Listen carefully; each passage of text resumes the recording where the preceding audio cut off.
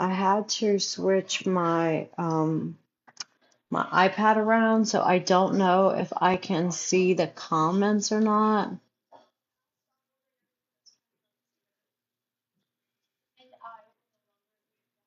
But if you can see and hear me, let me know. Okay.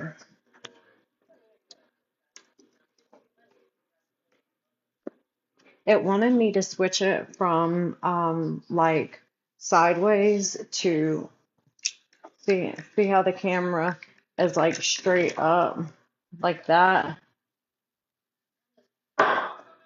I had it in a landscape because I'm using my iPad, but it wouldn't let me keep it that way.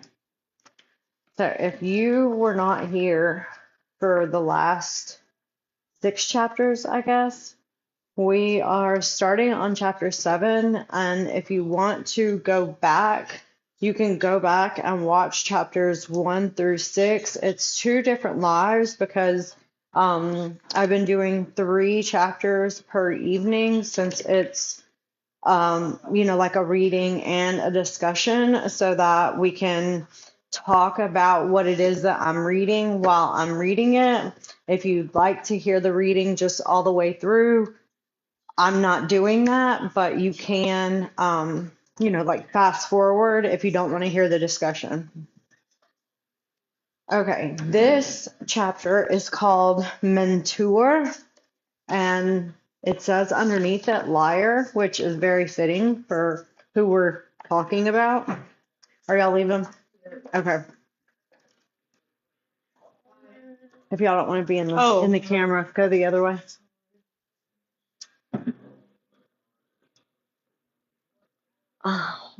Let me just turn it the other way. There we go.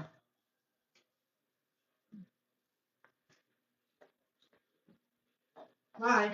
Yeah, y'all look cute. Where's your shoes? See? Oh, they're in my car. Okay.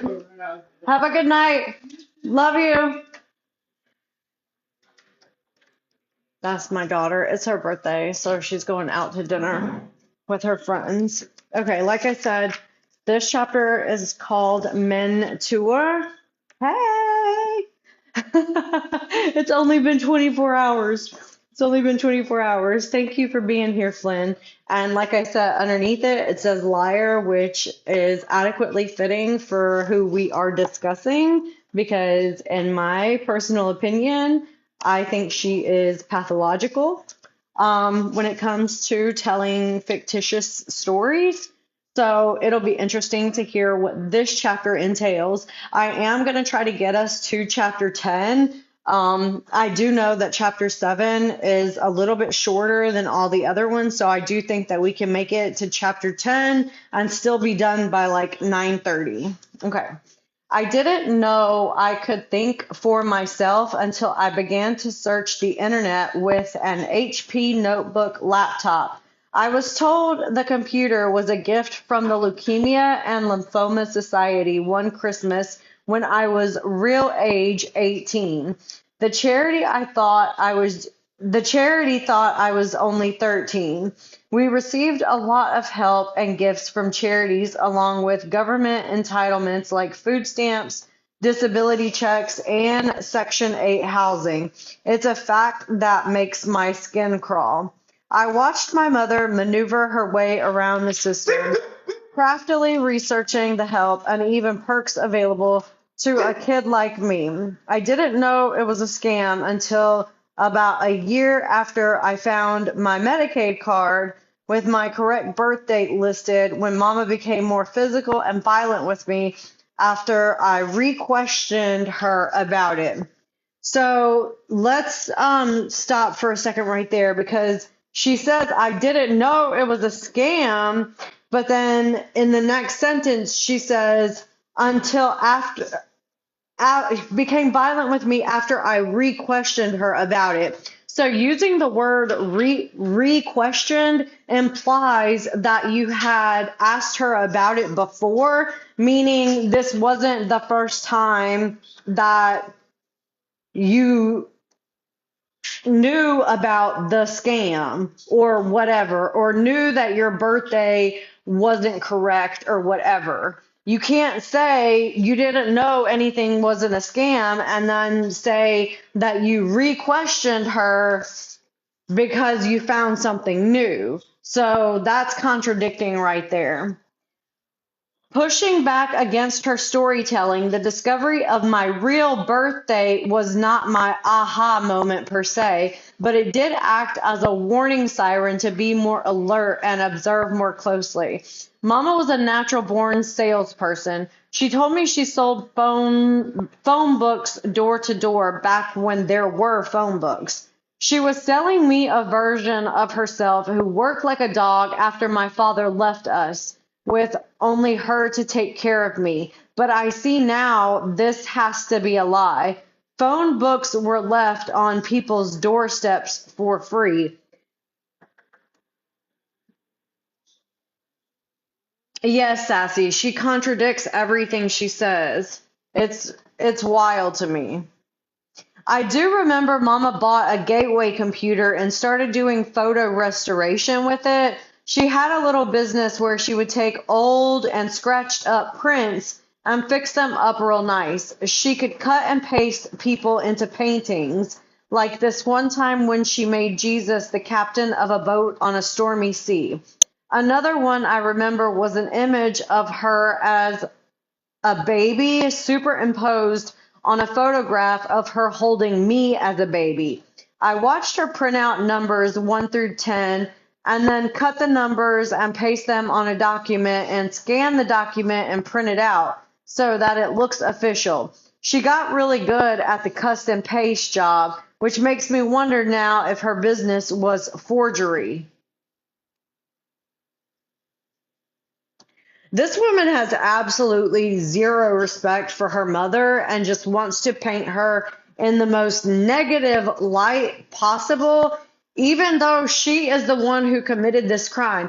I'm not saying that I love my mother, and I don't speak very highly about her because of the way that she abused me. However, my mother is still alive, and if I was the one who had plotted her unaliving, I definitely wouldn't be speaking this way in a book about her.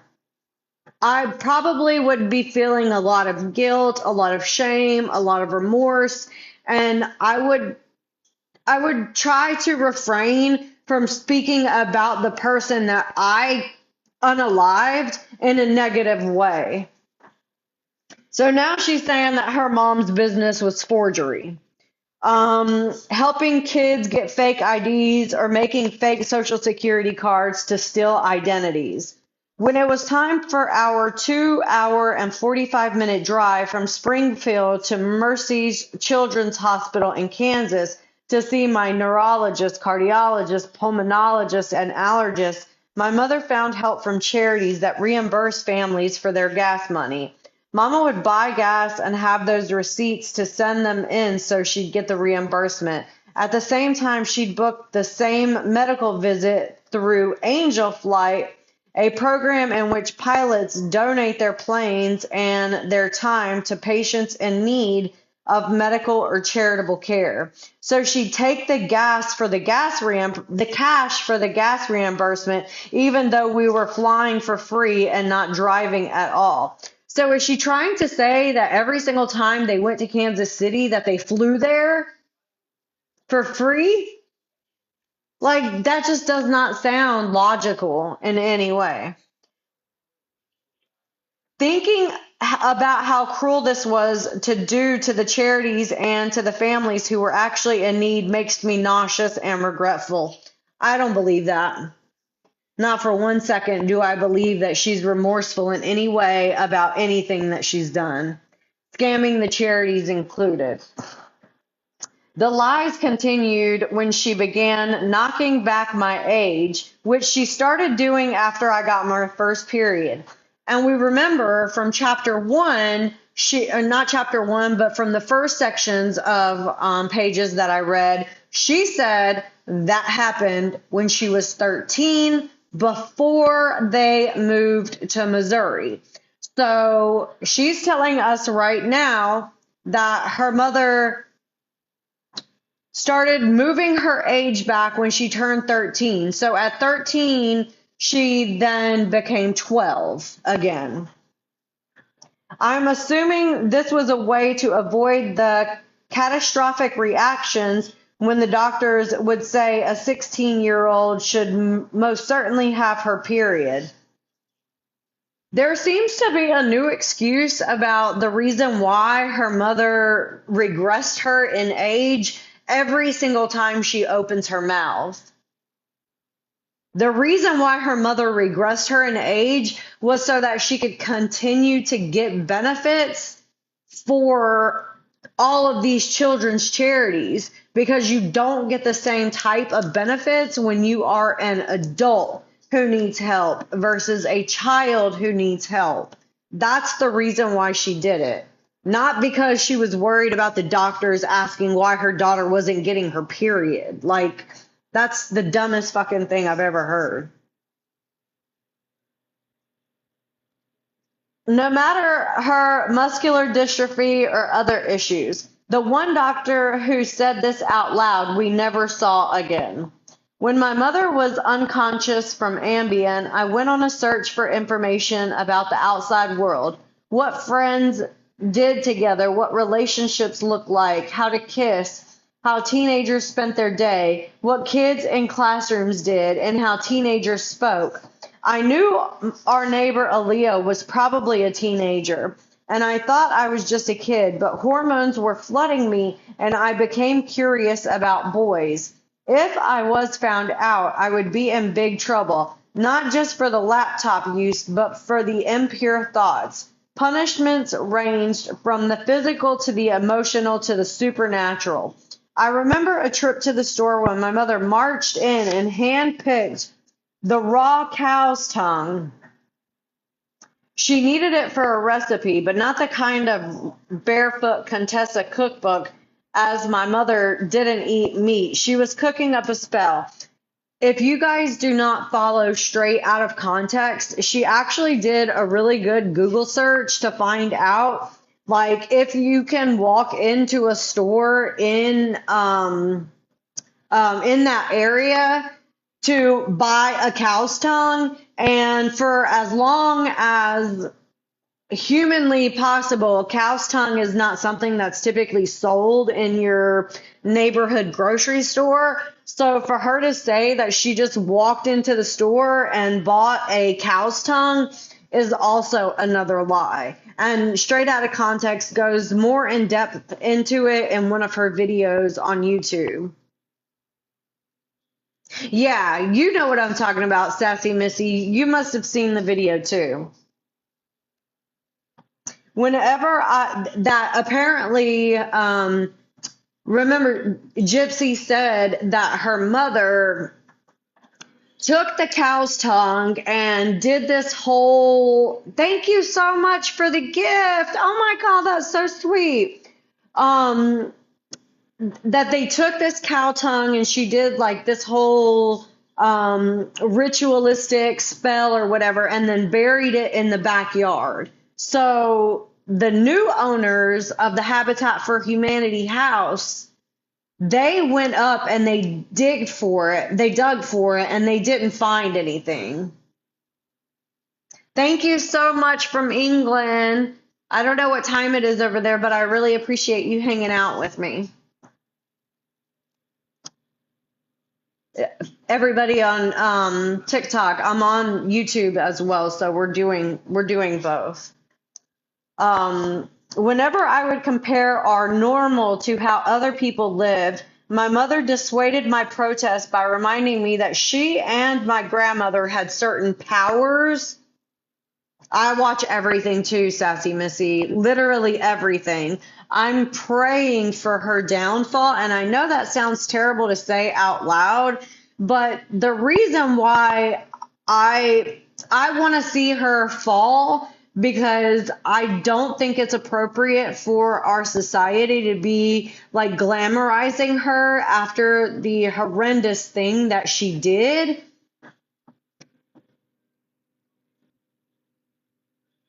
$12.25. That's not too bad. I mean, I don't stay up that late, but that's not too bad. And I feel like Lifetime is really protecting her in a way. And I think that she understands that Lifetime is protecting her and that she's able to get away with certain things because that she has this contract with Lifetime. And I think that she knows after the contract is up with Lifetime, like life is going to be real and she is not going to have the same protections that she's getting from them. Like that entire book signing last night. If you've ever been to an actual book signing, the person is sitting at the table and you walk up and you tell the person your name, they sign the book out to you and then take a photo with you. But because hers last night was done as more of a publicity stunt, all the books were pre-signed. People couldn't even take their phones in there. And it was basically all done for the show. It wasn't an actual book signing, which I feel like was a way for Lifetime to protect her from what real life is actually like for a celebrity or for a high profile book writer or whatever. Yeah, I used to watch Lifetime all the time, but now I won't anymore.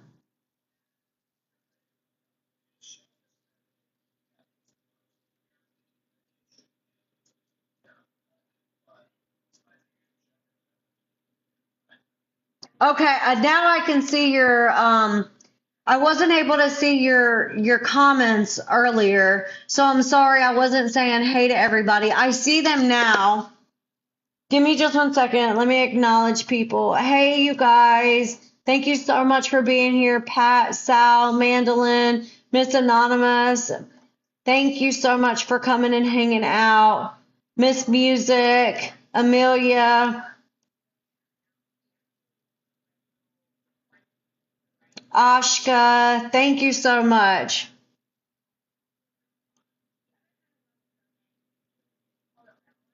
I don't know why I wasn't able to see the live chat before. Yeah, she's a high profile murderer and she's being treated like a celebrity. It's disgusting. And so I do want to see, I would like to see this end. I would really like to see what her karma is and what happens for her karma because she deserves karma. And it's like I keep telling everyone, what's going to happen is going to happen because nothing lasts forever. Nothing.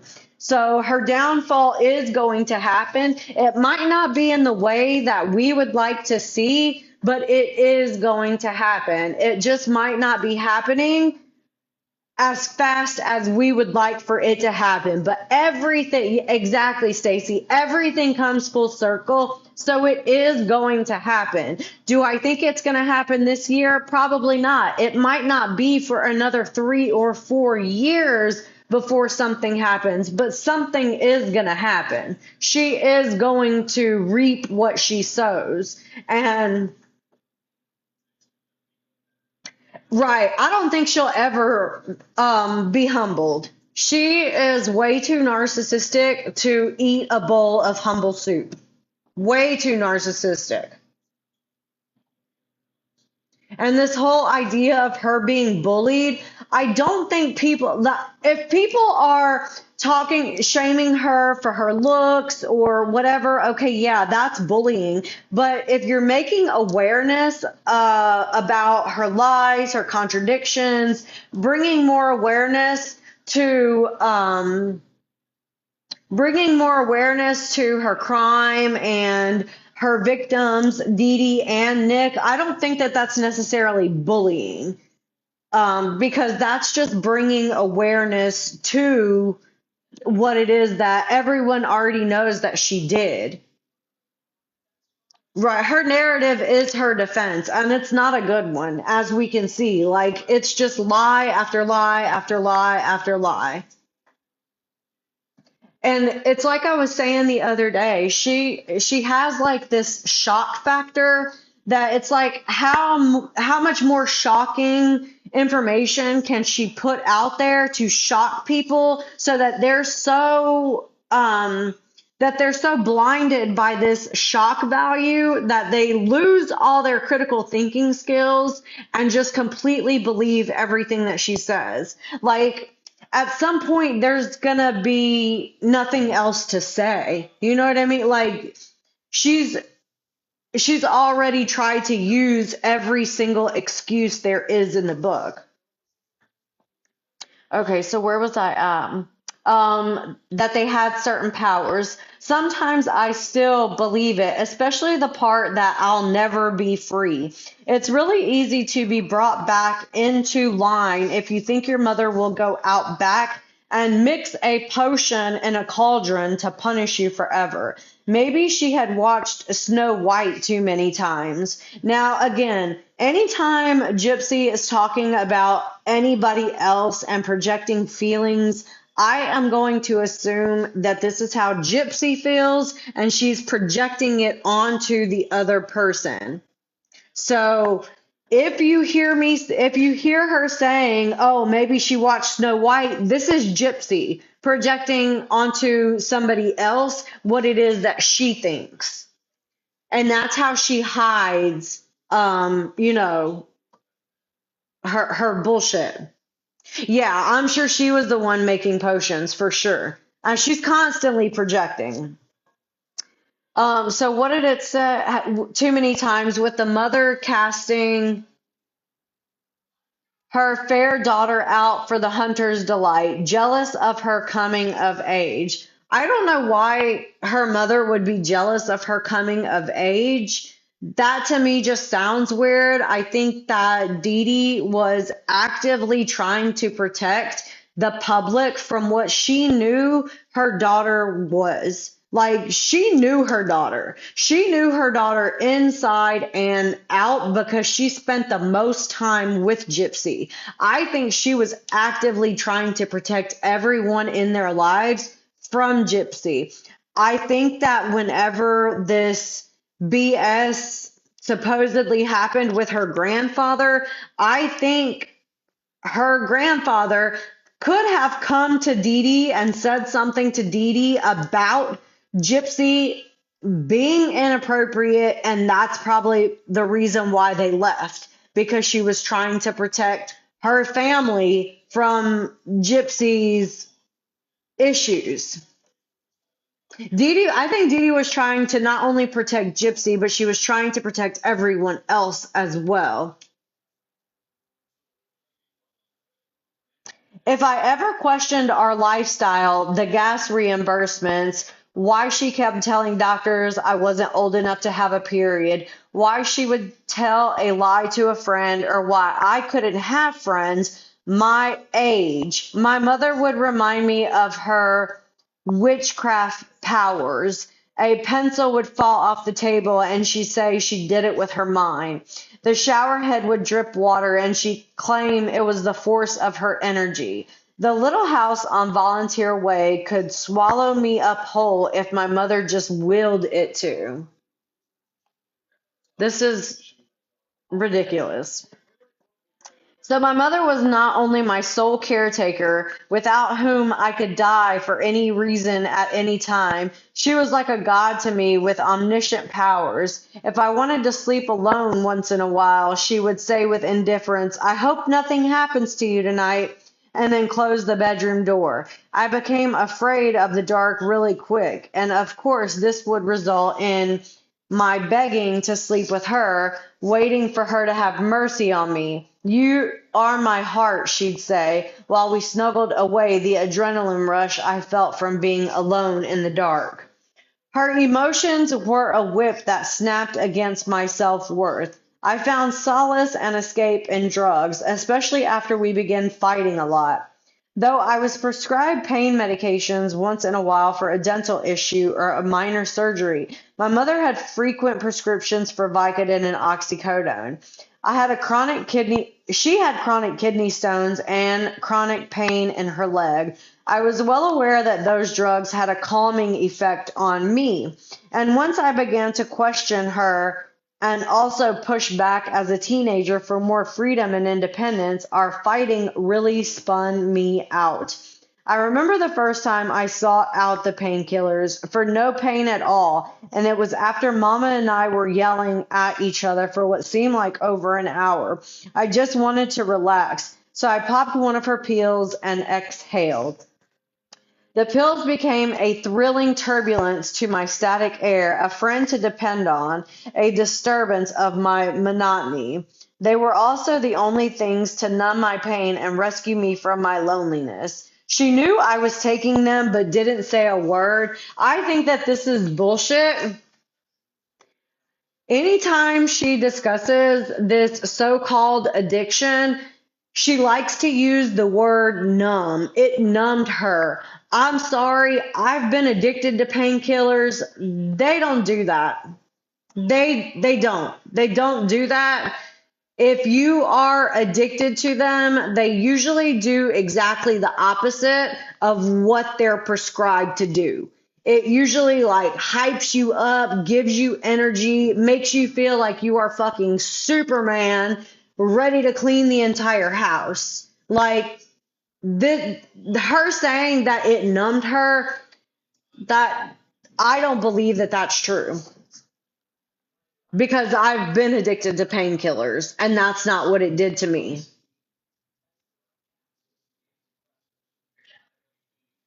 And if her mother knew that she was abusing the painkillers, then why did she constantly have to steal medication from her mom? If she knew she was taking it and she actually encouraged her to do so, why did she need to steal? You know what I'm saying? If they were sharing medication and they were both using it, why would she need to hide anything?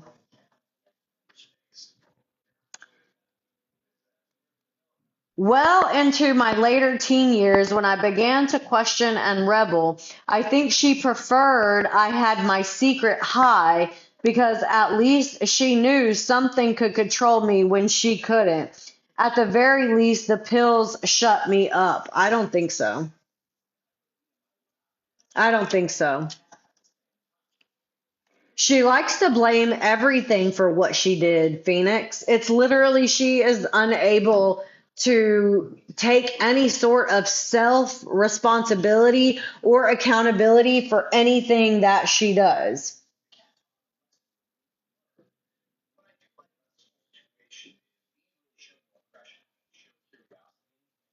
It's okay for the typos, you guys.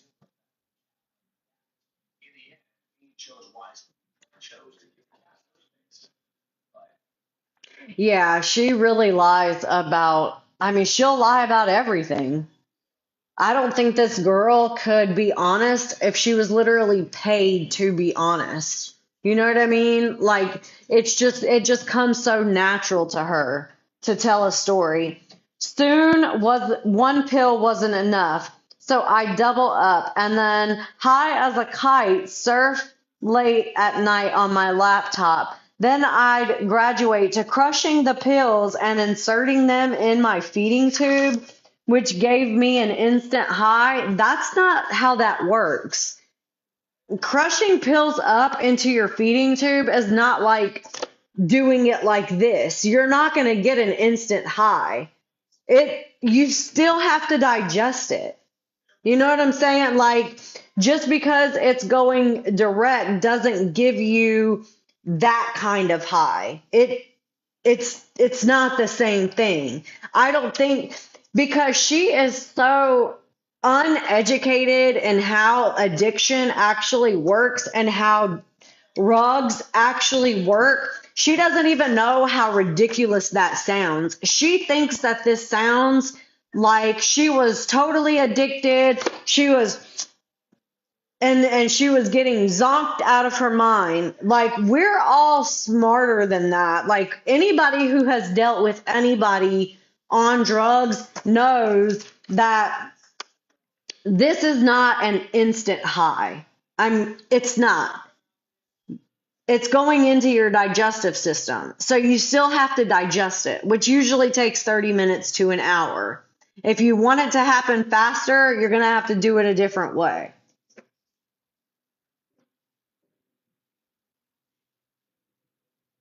And then she also, Phoenix, and then she also said on that podcast with Kaylin Lowry that she wasn't allowed to put a lot of things in her G tube because it would like clog it up or mess it up or whatever. So now she's saying, "Oh, you can because I was crushing up pills and putting it right in." Hey, Charlie. So again, more contradictions.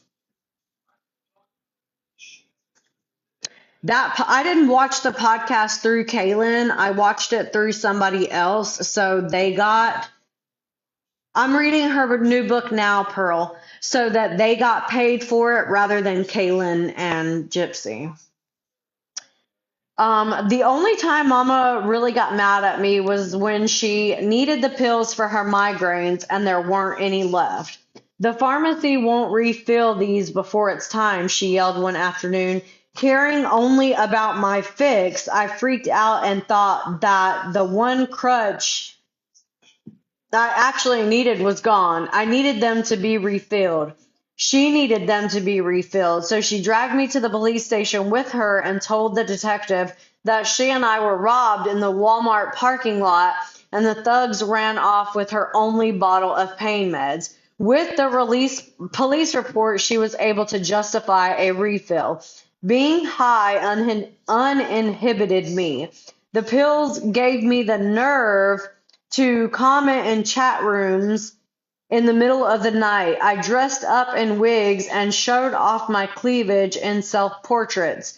The pills provided a hopeful escape from my boredom, confusion, fear, and loneliness. They provided me with a fuzzy courage to find ways to explore my teenage curiosities and fulfill my foreign and tingly new needs. This right here, I think she's talking about her private area, maybe. I went from wishing for a daddy to fishing for a boyfriend. Yeah, tingling new needs, like that's weird. Take your BP before you stroke out. Okay, chapter 8 is titled Gree, a Curse. Just me, I am on chapter 8.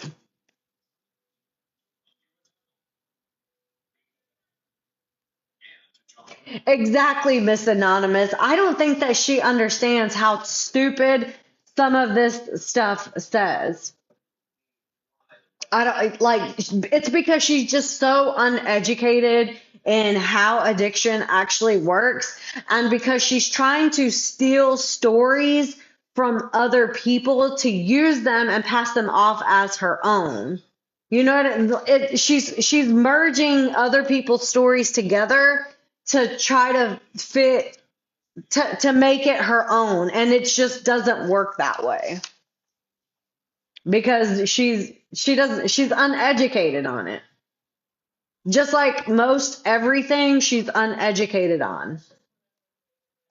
It's so cliche, but by the time I was real age 19, I couldn't turn off the need for a man, any man in my life. I'd started a secret MySpace page and then a secret Facebook account. This is the first time I'm hearing her talk about this. So, yes, user, she does pull from movies and TV shows. And I think that when she went to like therapy in prison or like drug counseling or whatever, I think that she enjoyed sitting together in a room so that she could listen to everyone else's stories and pick up little small bits of everyone else's, because she did say that she did group therapy, and I think that that was research for her book so that she could take their stories and use it as her own.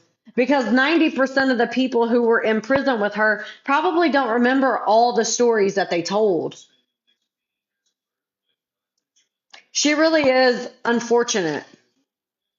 but also fortunate in a way. Like, I don't understand why everyone is always so nice to her. Like, why are you being so nice to her? She literally unalived a person, manipulated another person, caused another person to OD because of like all the chaos that she created in everyone's life. Like, I don't understand why people are nice. Stop being so nice to her. Hold her accountable. Let me stop really quick. So she was in the podcast with Kaylin Lowry, and she mentioned for the second time that CPS didn't ask the right questions when CPS came over. So if I were interviewing her, I would have said, okay, Gypsy, if they didn't ask the right questions, what would have been the right questions to ask in order for you to stand up and take some responsibility for yourself? Like, she keeps pretending like she's the victim, yet she takes no responsibility for her own actions and for her own life. She thinks that everyone is just supposed to do everything for her, and that's not how life is. Like, if you want something done, sometimes you got to be the one to get up and do it. You can't rely on everyone else to do things for you. You have to get up and you have to do it for yourself. But my question is if they weren't asking the right questions, then Gypsy should know what the right question is. So ask Gypsy, what would have been the right question? What would have gotten you to open up and speak something and say something about what was happening to you? Yeah, I did hear her say that, and I don't believe that because if there were, we'd see them. We'd know about the messages. Right. Why didn't she email them? I'm sure they gave her a card. You know what I mean? Like, she just takes no responsibility for herself. She acts like she's helpless. Okay, so where was I at? Mama and I had seen an advertisement on TV for VisionCon, a pop culture convention held every year in Missouri. We went 3 years in a row, beginning in 2009. 2009, she would be 18. Hold on, you guys.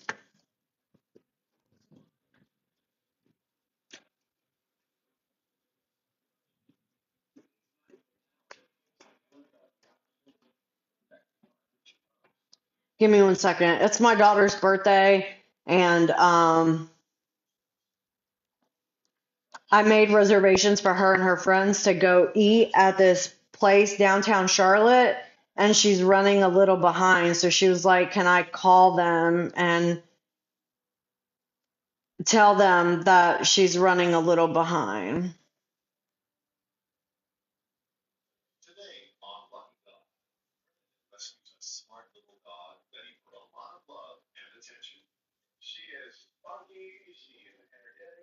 Oops, sorry.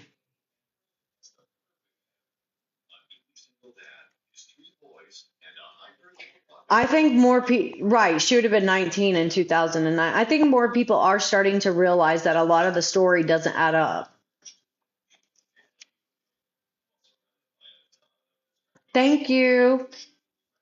Hi, I have a reservation this evening for Vivian Thornton. And I just wanted to let you know that this reservation is for my daughter, and she's running a few minutes behind schedule. So, like, okay, thank you so much. Bye bye. This is the cake I made for her. Ugh. Hold on, I'll show you guys too. That's the cake I made for her.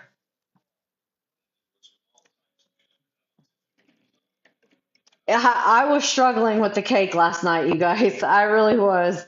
I'm glad that I'm glad that it finally came together, but I was struggling because I ended up taking too much off of the strawberry one and it wasn't level. So it started breaking and there's some chunks missing out of the cake, but I learned a lot. I learned a lot. I'll just say that.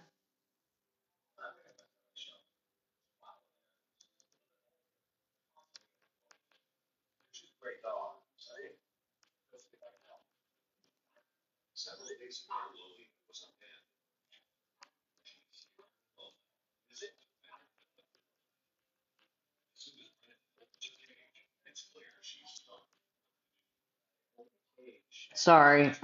Okay. I just needed to let her know.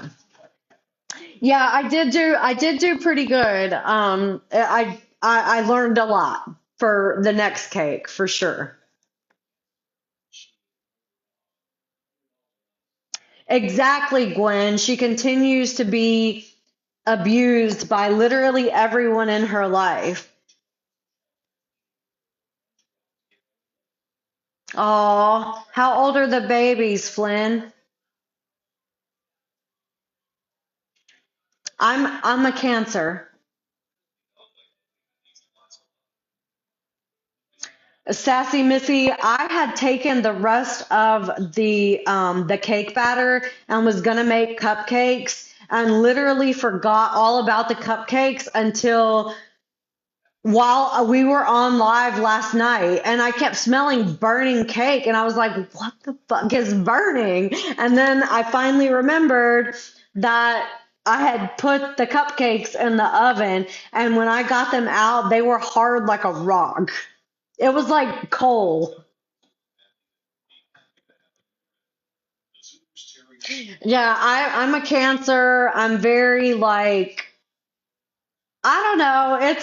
It's hard for me to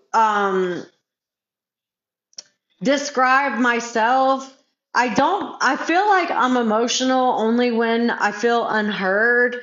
Like my birthday is the 5th of July. So like if I've been trying to get a point across and I feel like I've been trying and trying and trying and trying and trying and the person isn't listening, then I can get emotional then because it's like why aren't you listening to me? And I am like fiercely loyal. Oh, 2 days after mine. We'll celebrate our birthdays together this year. I'll be 43. All right, so she says, we went 3 years in a row, beginning in 2009. I waited for every spring to come just to dress up and do something fun with Mama. So I began adding people from the convention to my online friends list. Now she says that she received a Facebook message from Dan, but thank you, Flynn. But I am going to say that she was the one who initiated contact with Dan because how would Dan have even known? That's so cool, Rebecca. How would Dan have even known what her name was on Facebook to search her out? So again, I believe she's projecting what she did onto Dan, saying that it was him who was reaching out to her when in fact it was the other way around. I don't feel 43, that's for sure. So it says, I received a Facebook message from Dan around March 2011. In his friend request, he reminded me that he was the drunk guy who bumped into my wheelchair at VisionCon the month before. Dan was much older than me, in his 30s, and thought I was 15. I don't think he thought that she was 15. I think he knew what her real age was because I think that she told him what her real age was because I think that she liked him and she wanted to be in, intimate with him. And in order for her to seem like she was more mature, she would have had to tell him that she was older. Most 35, 36-year-old men are not typically into 15-year-olds. And if they are, that's a totally separate issue. But I don't think that that's what was going on with him in particular. I could be wrong, but this is just in my opinion. Yeah, I'm 43. I'll be 43 in July. I already exhibited daddy issues as I grew to have a mad crush on him. On her dad or on Dan? It's not clear. Let's hope she's talking about Dan.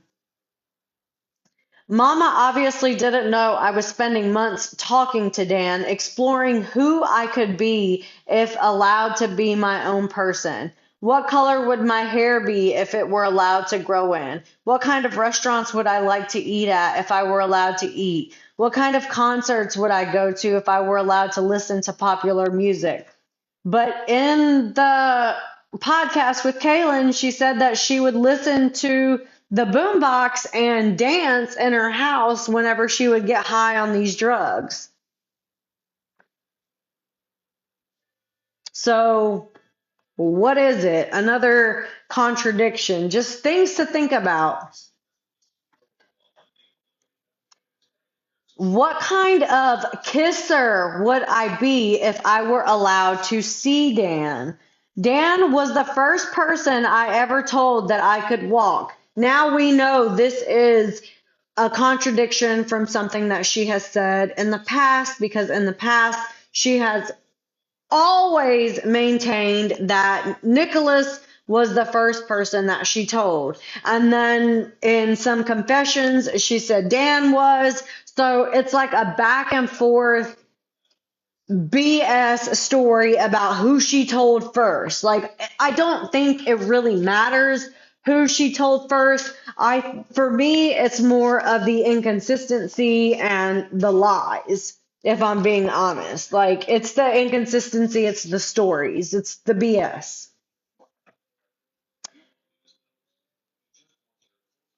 I unburdened myself to him, telling him how my mother told stories to people, scolded me if she saw me accidentally move my legs, and how I was becoming increasingly worried about going to specialists. I was always high when talking to Dan, dreaming about moving away with him, being quirky and silly, always telling him jokes. One day, while Mama and I were being put up at the American Cancer Society Hope Lodge in Kansas City while visiting doctors at Mercy Hospital, Dan and I communicated through phone calls on a government burner phone, one of 3 that Mama had.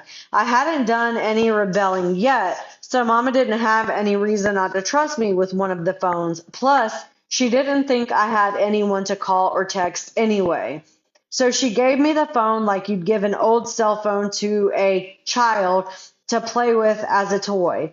Mama was in the kitchen, and I was in the ensuite bathroom, pacing around the tiled floor while talking to Dan, like any typical teenage girl swooning over a boyfriend. I had called him to tell him that I had found my Medicaid card in my mother's wallet, and that despite her cover up that it was a typo, I suspected I was older than my mom told me that I was. The birthday on the card was 4 years earlier than I had known my birthday to be, July 27th, 1991.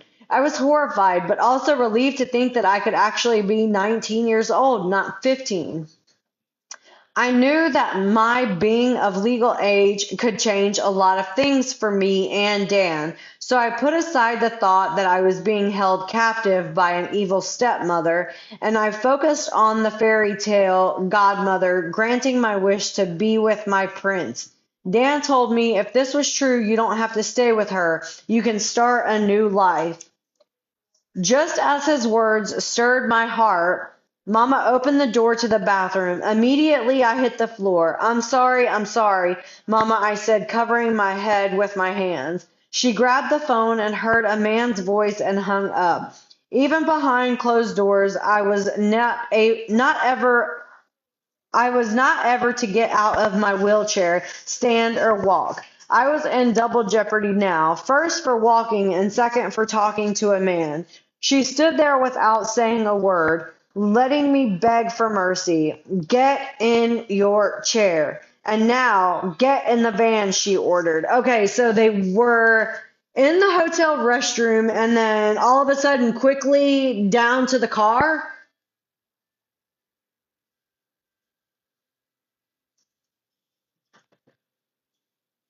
I have two, mandolin.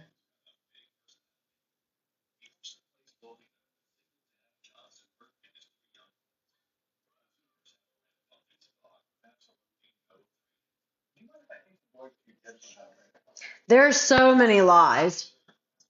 Medicaid cards, actually, I can attest that when my children were on Medicaid, it actually did have their birthday on it.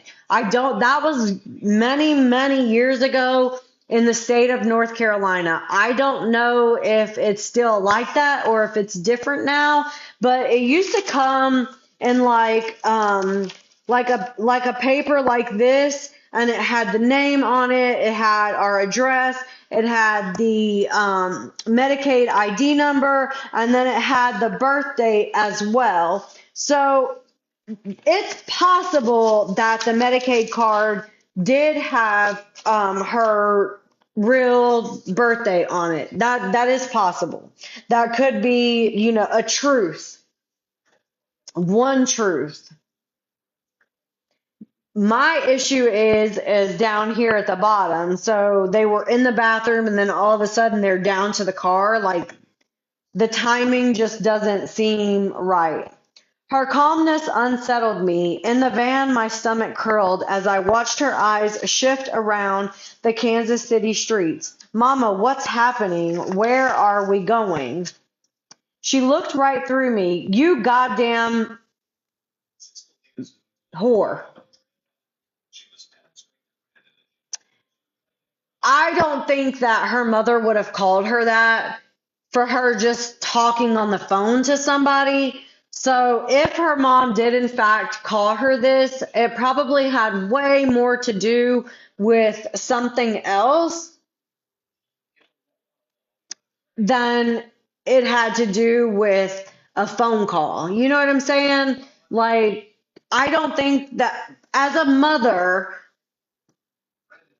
if I was upset with my daughter for whatever behavior, the first thing out of my mouth would not be you goddamn whore. You know what I mean? Like that just wouldn't be it. I don't think I would ever say that to my kid unless it was something real severe, like I caught her having a gangbang or something. You know what I'm saying? Like it would have had to have been something severe for me to say something like that. And I feel like that's kind of the same thing for most mothers, but you can correct me if you think that that's wrong. We rounded a corner and she pulled the minivan into an alleyway and threw the car into park. She turned to me, looked at my legs, and began punching them. She attacked every healthy, active muscle in my quads and thighs like she was a boxer and I was a piece of meat hanging in a freezer locker. I didn't know you could bleed without cutting the skin. Redness began to rise to the surface and create little blood clots, which later formed blood blisters. No, no, I don't know. If she was punching her, that would not have created blood blisters. That would have created like actual bruising. Is there any nurses in here? Is that true? Like, could being punched create some sort of a blood blister?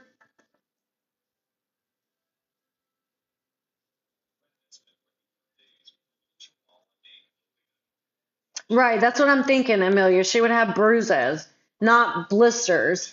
When I think of blisters, I think of like, you know how when, like, if you pinch your skin between something and that forms a blood blister because it squeezed that one little area. That, like, I've had blood blisters and my fingers before from slamming my hand in the car door or whatever, and that created like a little blood blister. So I don't see that happening for punches. Yeah, it definitely would have been red from being hit, and I believe that bruises would have formed, but not blisters. She had never closed fist punched me before. I sobbed so hard I couldn't catch my breath. I'm sorry, Mama, please stop. She looked checked out, and I knew she couldn't hear me above her own disgusted yelling. What did you tell him? Where did you meet him? Who is he? I leave for a moment, and this is what you do? She was getting winded, but each question was followed by a blow to my legs. How much did you tell him? I didn't tell him anything, Mother. Liar, fucking cunt. Then she grabbed my face with one hand and squeezed my cheeks together, forcing my lips to pucker. The tips of her fingernails dug into my skin. She looked me square in the eyes. I hate you, she said. My fear of being under her thumb forever went from a feeling to an urgent fact. She thought she had her ultimate control of me locked in, but I had veered outside her radius, causing her to lose sight of me. She declared a dogfight where her new combat maneuver was to gain positional control over me. Punch after punch, the shiny bruises on my legs were marks of the true colors of her soul, black and blue. Mama read my text messages and then hastily dialed Dan's number. She didn't introduce herself when he answered. You know she's only 15, she barked. If you contact her again, I'll call the cops. Dan and I turned down the heat after that, but only for a couple of weeks. When I sensed her cloud of anger evaporating, I began talking on the phone to Dan again, this time to unload all the suspicions I had about my medical history. It was a relief to confide in someone. He showed me attention and let me speak. I thought it was possible for him to take me out of my captive existence. He told me he had a farm in Arkansas, that we could run anywhere and he'd hide me. I told him I didn't think I had cancer and that I knew I could walk, and I was so confused. Who am I? Who is she, and why is she doing this? You're technically an adult, Dan said. You can start a new life. I look back on my first attempt to run away with Dan as the biological and natural urge brought on by growing up, individualizing. Puberty was a taboo subject, but just the same, along with the metamorphosis of my body, my developing prefrontal cortex was taking me for a joyride. As hard as Mama tried to conceal the changes, she was powerless over the deluge of hormones and the critical thinking that became a voice in my head. Just because I couldn't see a woman in the mirror doesn't mean my brain wasn't fighting hard as hell to become one. I didn't understand this at the time, but I believe it was an intense power of nature that guided my compulsion to separate from her. We all have to grow up. Turns out mothers can't fight Mother Nature. Now, she mentions this farm in Arkansas with Dan, and I want to point out that later she says that Dan was on parole. So here I ask the question, Dan is on parole. He's in his 30s. This man is well aware that he's not allowed to move out of the state while he's on parole. Why would he indulge a 19-year-old and tell her, yes, we're going to move to my farm in Arkansas and we can live a cool, happy life in Arkansas when this man knows he's on parole? Again, I think that this was a projection that Gypsy wanted to move to Arkansas to run away from her mother. And he obviously had no intentions on doing that because, one, he didn't really like her like that. And two, he's on parole, so he's not going anywhere. And three, he's married with kids. Like, she was living in a fantasy world where she thought that this man was actually going to, like, take her away from all of her problems. I would love to hear Dan's side of the story. I really would. Like, if there was a way, if he would actually, like, talk to somebody, I would love to hear what he has to say, because I can imagine the stories that he has about her delusions. You know what I'm saying? Like, he has to know how delusional and crazy she is. Give me a second so I can get some water. My throat's getting a little bit dry. Plus, I need to take my medicine.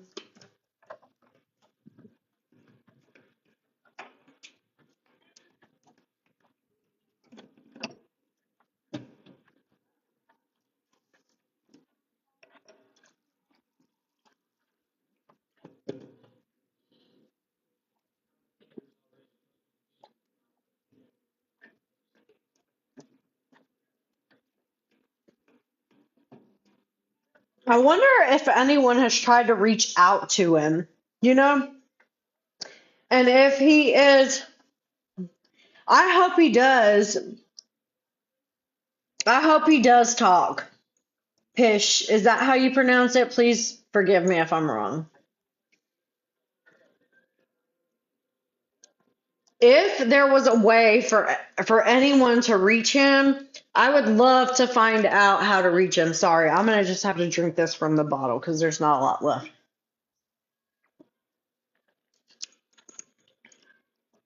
This is my sleepy medicine. Ask Fancy? Okay. She might have a way to get in touch with him. But her and Mike are really trummy. Oh, it's short for patience. Okay, cool, patience. I would really, really, really love to hear what her mother's side of the family has to say, because I feel like they've been paid off by Lifetime to keep quiet. I'm not a fan of her at all. Not a fan. Not a fan.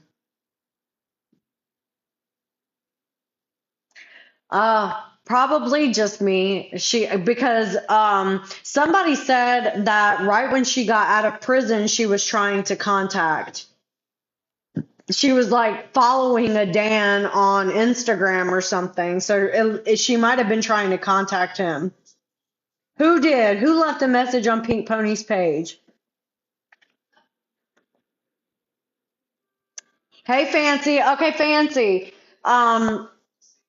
Do you know if there is a way to get in touch with Dan? Have you read this book? Because I'd really like to know if there's a way to get in touch with him to see if any of this information that is in this book is true and accurate. I mean, I believe that Gypsy lies about everything. You can't trust anything she says, but it'd be nice to hear what he has to say about what she has said about him. Like, did anybody talk to him? Has anybody spoken to him?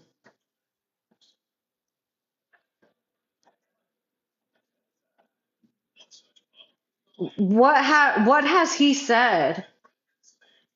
Does he recount what happened the same way that Gypsy does?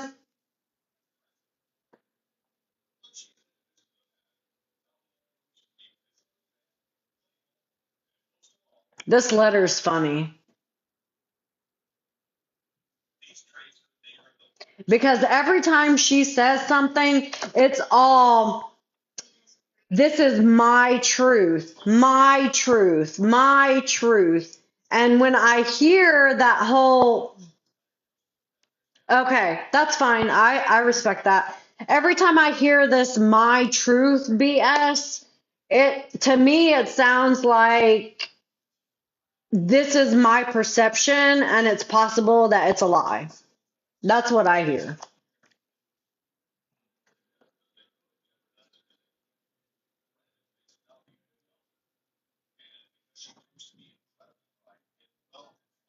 I believe Gypsy was contacting other men while she was with Ken, while she was with that guy Brian, and while she was with Ryan. Yeah, you could come up. Right. There's literally nobody to refute anything that she says. Well, Mandy, in all actuality, everyone's ruined Gypsy's life except for Gypsy. Yes. Hey, love. Hey, so give me one That's so second. funny that Mandy says that. Like, I ruined her life. No, I'm pretty sure the Schmurder did that, but hey, She said that. she means in a great way, like in a good way. I was gonna say, because I'm pretty sure the Schmurder did that all by itself. Yeah, she did that all on her own. Oh, right. I mean, yeah, there's that. So you've spoken with somebody that has communicated with Dan or people who know Dan recently or Yes, recently. Okay. Yes, this year. Okay, cool. I have spoken to several of them, and I have people that I work with that have spoken to several, as well as Dan himself. Yes. And from what you've heard from him, what is your thoughts on that? Like, what is your opinion? Do you think that he was honest about the things that you communicated with him about? I mean, to an extent, but I think that not a single person in this is telling the truth in any way, shape, or form. Yeah. I think they're all trying to CYA. And they all have reasons, their own reasons for these things, and none of them necessarily align with the other people. So yeah. It's kind of like, it's like Christy. If you think about Christy doesn't care about the story with Gypsy. She does not care. If it's a bad story or a good story, it doesn't matter. As long as the money is coming in, she's perfectly fine with whatever is happening.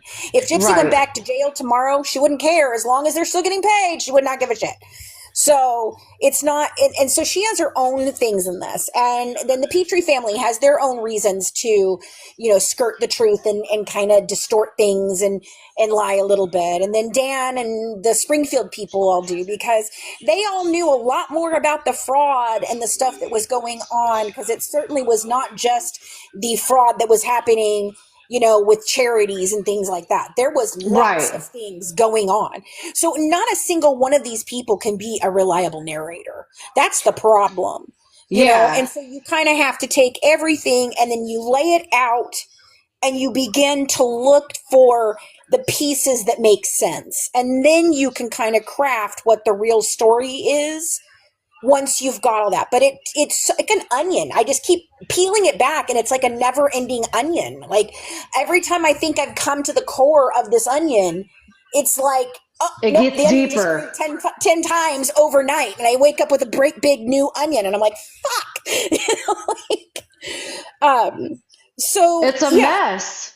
Yeah, it is. And I mean, do I think he was truthful about the fact that she was very infatuated with him? He really was he's kind of a ladies' man. He kind of played around with lots of women in the VisaCon, and I heard this from his friends and him.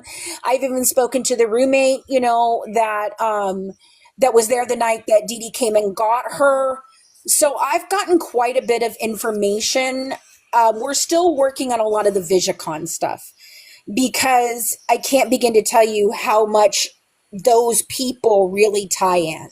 Yeah, because she was going for 3 years, yes, is what she mentioned in the book. So there's a lot that can happen in 3 years. Well, she started going in 2009. And so if in 2009, 10, 11, 12, 13, 14, 15, that's 7 years.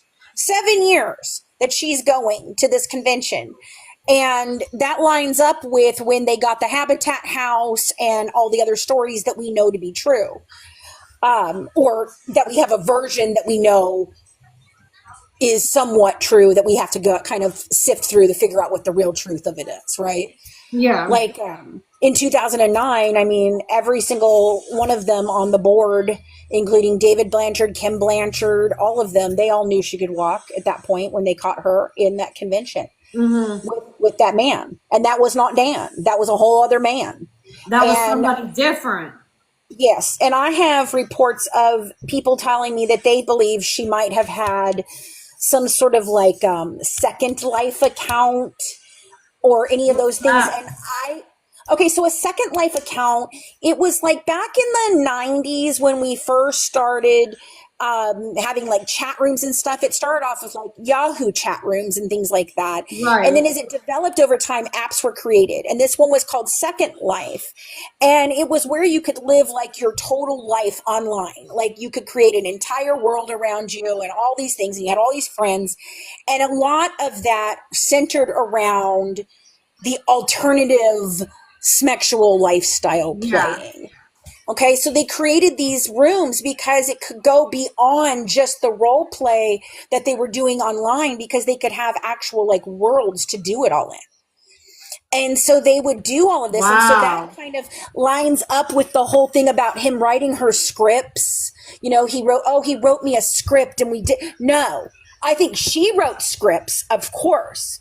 Do I think that Nicholas was capable of writing scripts? No, I do not. No. Is he well read? Is he well versed when he sits down and talks? Yes. Do I think?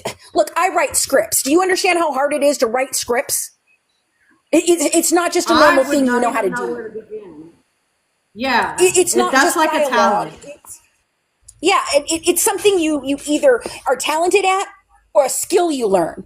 It's not just something some random dude off the street who has autism and is functioning at an 82 IQ level is capable of doing.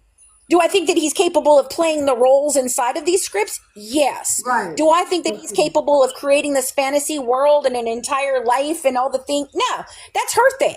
That's her thing. Yeah. Yeah. I think he obviously played along because he wanted to make her happy. And with his limited intellect, he didn't understand that he didn't understand a lot of the back and forth manipulation that she was doing. No, for sure. And she was using sex as a weapon with him. I mean, and she's been doing that a long time. She's been doing that a long time. I think that, and even Dan testified. I mean, he testified that they did the power play beforehand, and all of that before Nick ever came along. Well, now she's trying to lie again in this book and say that's not true, that it all started with Nick again. Well, in the last book, you literally said it didn't. So, thank you. She keeps going back on her words. It's like, possibly at some point in time, pick a story and decide that's the one. I don't care what story it is. Just pick one and a story. And just stay with that. It just make it so much easier for everyone. It would make it easier, but I think she enjoys having people misunderstand and having having the control of telling the lie. I think so. Feeds I off of lying to people and knowing that nobody knows the truth. You know what I'm saying? Like, I think it's a gratification for her. Yes. Very much so. It's like a sick thing that she thrives off of, being able to lie and get people to believe what she says. And it's also like, you know, like a sick thing to where she enjoys some people believing this and other people believing that and nobody knowing the real accurate truth. Right. Yes. I think so. And I think that it's almost a game for her to play with lots of people and checkers and chess and, you know, her whole thing. And the fact of the matter is she's not very good at it. I'm sorry. No, her mother I think her mother okay was a lot better with the lying than she is. Right. That's Emily. Okay. Well, and I think that her mother, here's the thing with Dee Dee. Dee Dee didn't have to lie hard because most of what Dee Dee said was actually true. Yeah. Right. So she exaggerated something to get sympathy from the public and from charities, not to create medical fraud, not to create medical problems for her kid like people believe. You know, none of this is Munchausen by proxy. It's not even really malingering because she wasn't doing anything to make her sick. She was sick.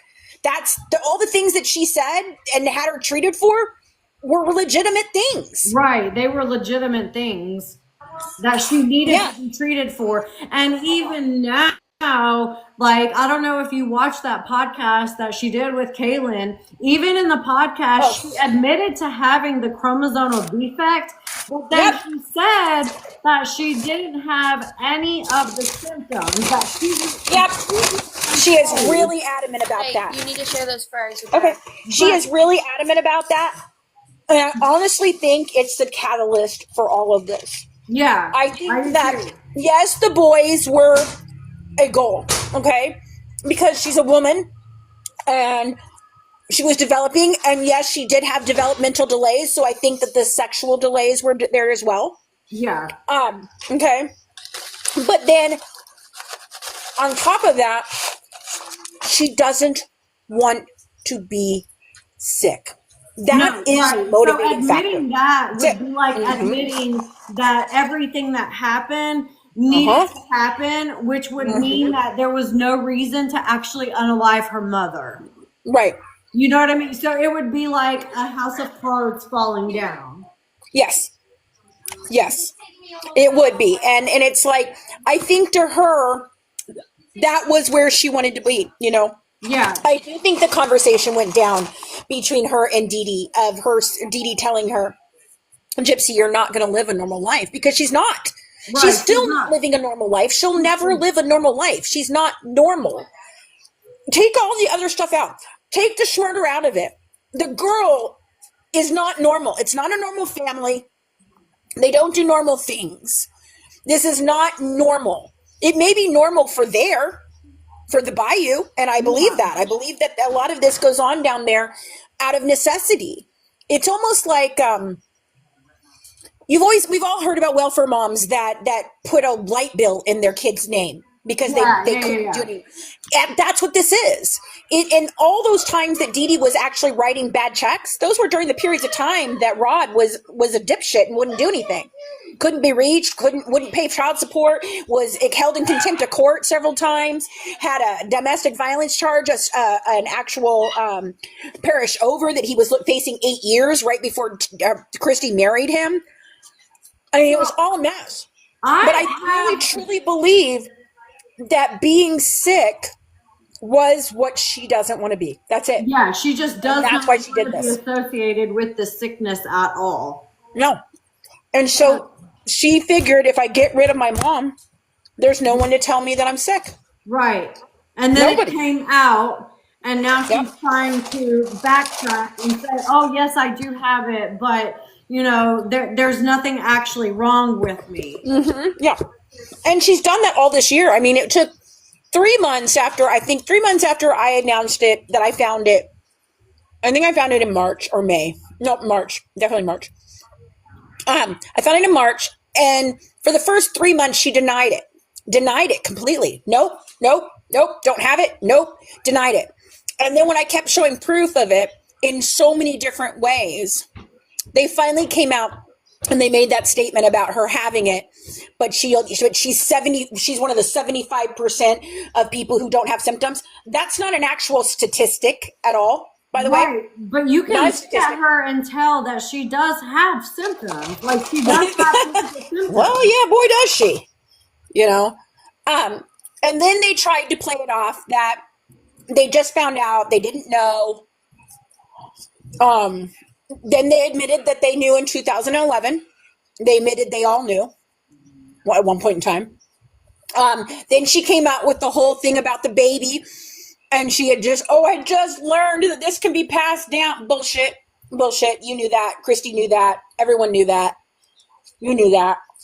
So, do you know what Christy has to say about this chromosomal disorder? Like, have you spoken with Christy about this in the past or in the present? I've spoke about it in the past, and she tried to convince me that it was a lie that Dee Dee told, and that we could not trust any type of medical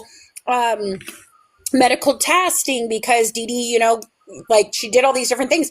And I was, at the time, I didn't know the medical things I do now because I've been educated by medical professionals. Yeah. And we didn't have the final test. So what we saw was a preliminary test. And Christy did everything in her power to convince me it wasn't true, that they'd never heard of this. They never knew anything about it.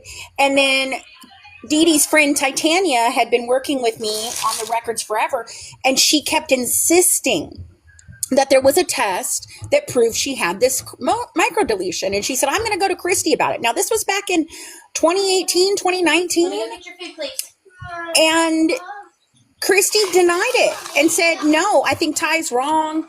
She's got the test wrong, blah, blah, blah. And we kept looking at the one test. And so Colleen was like, yeah, no, I don't see the results showing this microarray or this microdeletion until we got the next test. And then when we saw that, they had purposely held that test from us.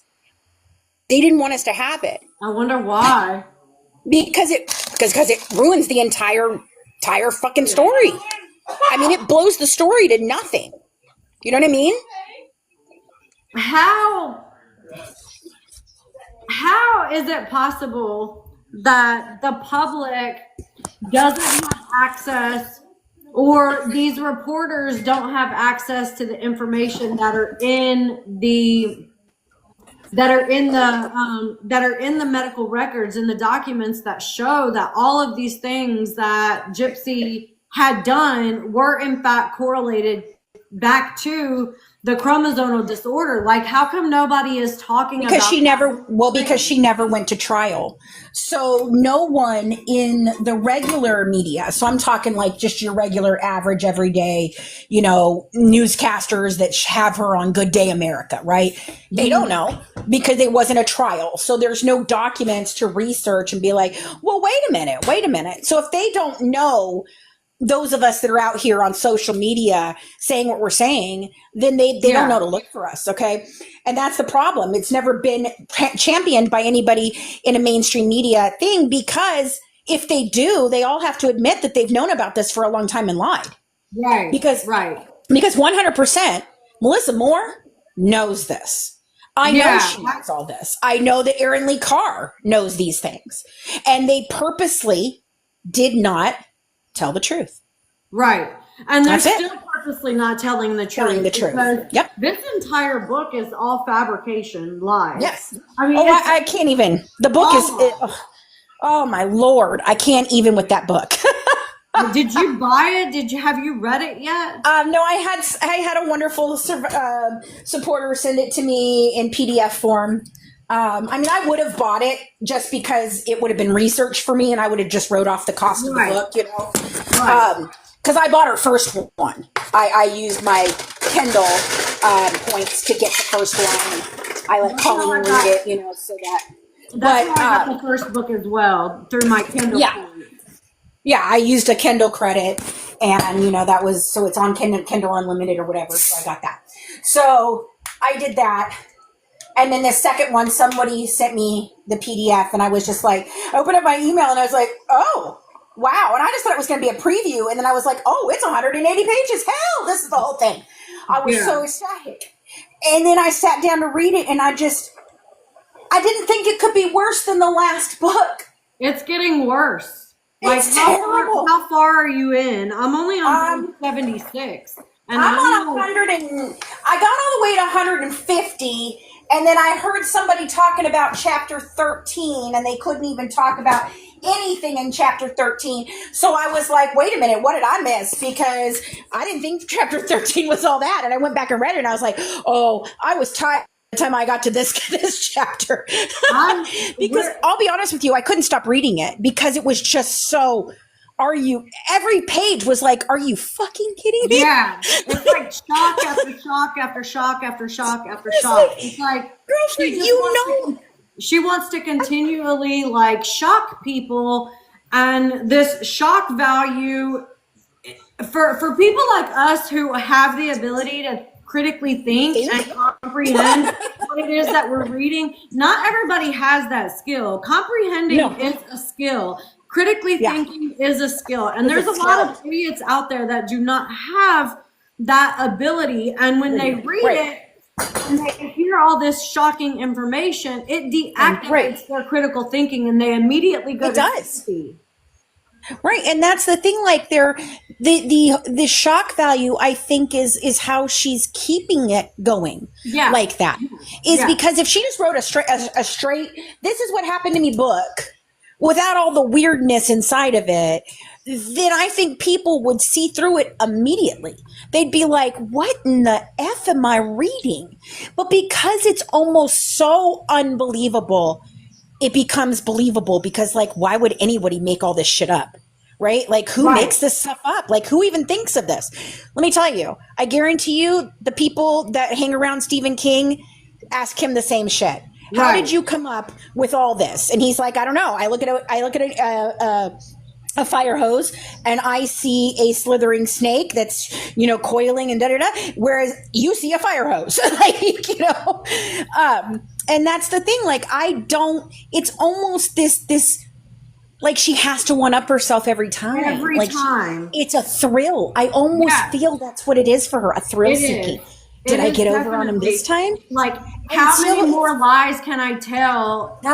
And be believed? Yeah, and be believed. How much more shocking can I get? And be believed? Yeah, exactly. And another thing too, because Melissa and Michelle both had to have read this book, and even with reading this book in comparison to the old book, and both of them in comparison have lies against the owner, and then they still printed it. They still printed it with the lies that contradict the previous. Well, I mean, you and that's the thing. Like, Melissa Moore, I lost respect for her long ago, in 2018, 2019, when she first tried to push me off my own project. I lost respect. I knew the minute I walked into my meeting with her, I was like, no, this is not a genuine person, and I don't want to work with you. Yeah. And I knew it. And then I saw her sad attempt at the show of like uniting like victims' families and perpetrators' families, and I saw how disingenuous she was in that.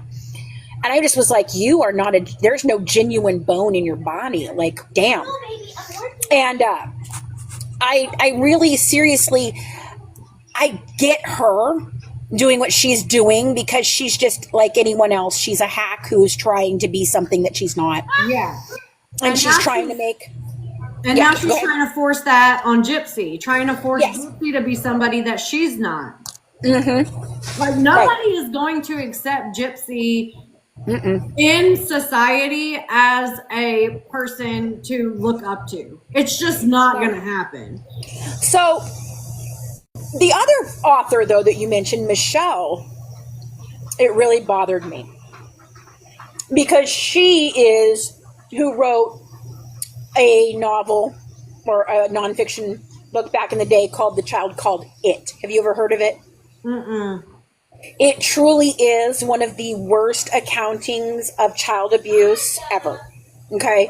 I mean, ever. The mother made him drink bleach. There was just, I mean, it was horrific. To the point where when I read this, I was in high school. Oh my God. And I used to throw the book across the room before vomiting because it was so bad. Oh my God. I mean, that is how intense this book is. And there's been several written since it. And she was the co-author and helped him write his story.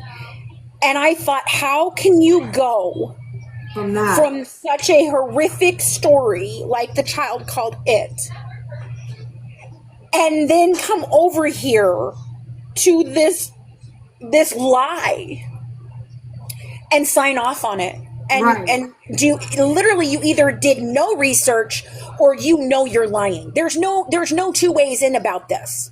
It's one or the other. Melissa Moore, I know, is lying. So either this woman was snowed by them and just wrote down whatever the hell they told her to write down, and she was just like, oh my God, this is the worst stuff, or she did no research whatsoever at all. Or she knows. They didn't do any research, because at the beginning of the book, she was talking about having her throat cut open by her mother and saying that the pulmonologist was going to be doing it. Well, somebody on the live said that the pulmonologist doesn't have anything to do with your throat. Nope. And that's not who would have been doing a surgery to cut her throat open. Well, first of all. Second of all, the only pulmonologist she was seeing was Beckerman with the sleep study. Yeah. He'd been seeing her since she was 4 years old. He knew why the heck her voice was the way it was. There was nothing going to happen there. That was not happening. And now what I uncovered the other day with Katie Joy, I let her in to see some of the extra things I haven't ever put out, because I don't think I'll ever put all the medical records out. I just feel like it's unethical.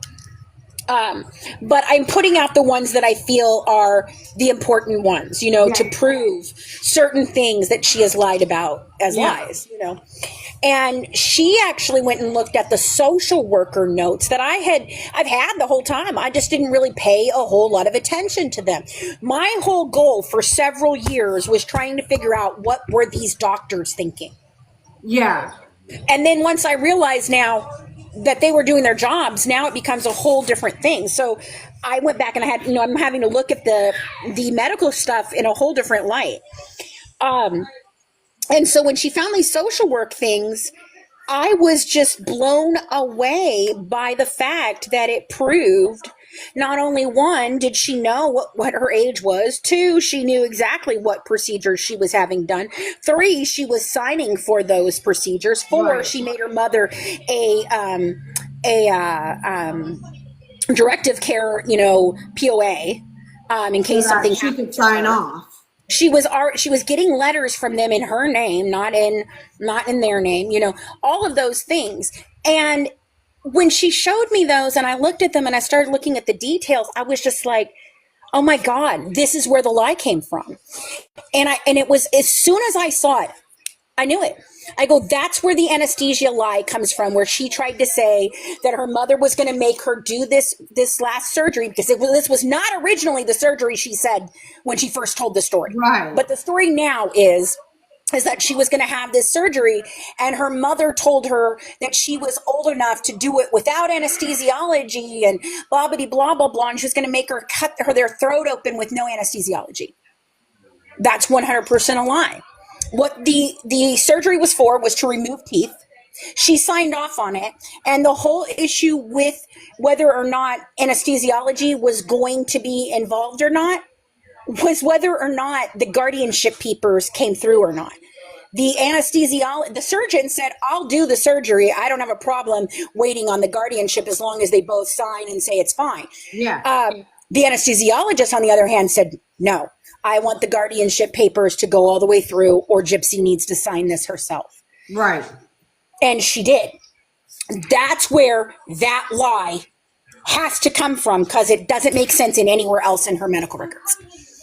So she's trying to make it seem like her mother was trying to keep an anesthesiologist from doing something to her, when what it really was whether or not she was going to have guardianship or not, or was she was going to sign for herself or not.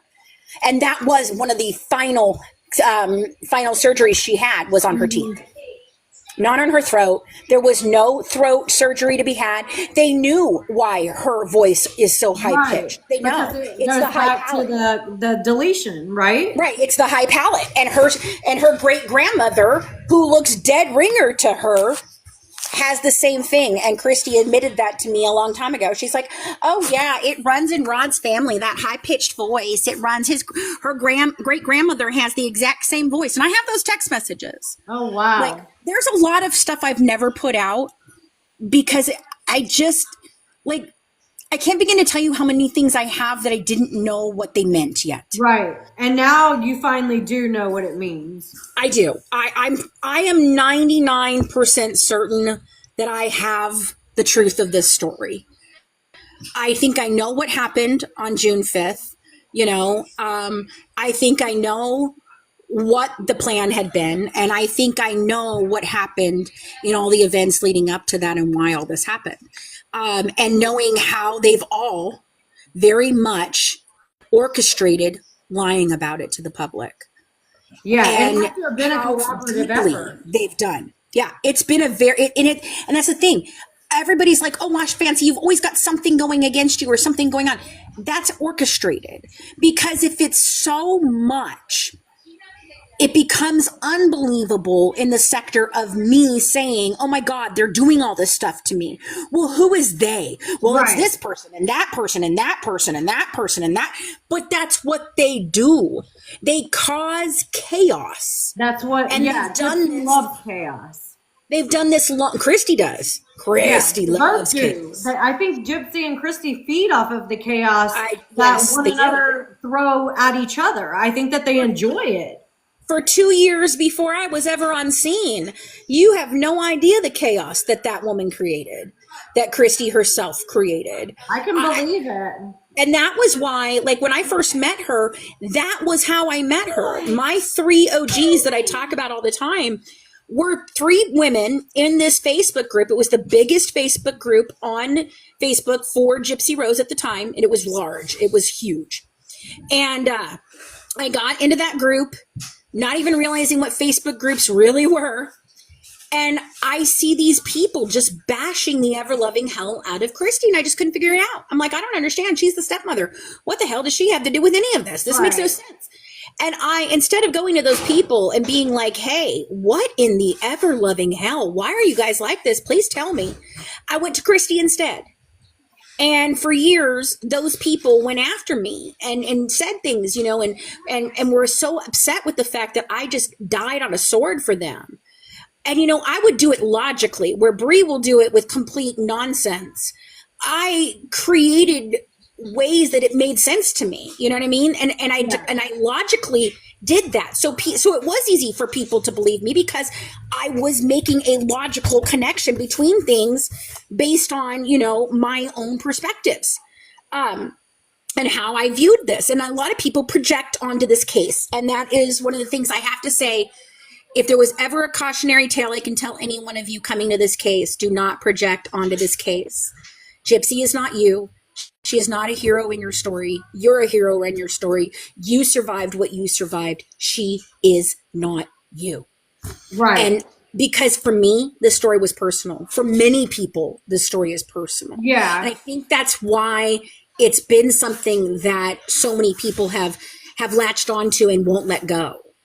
Because they find something in her story that they relate to, and they feel like because she overcame it, that whatever they're relating to, that they've overcome that thing too, when it's not even about them. I totally get that. Yeah.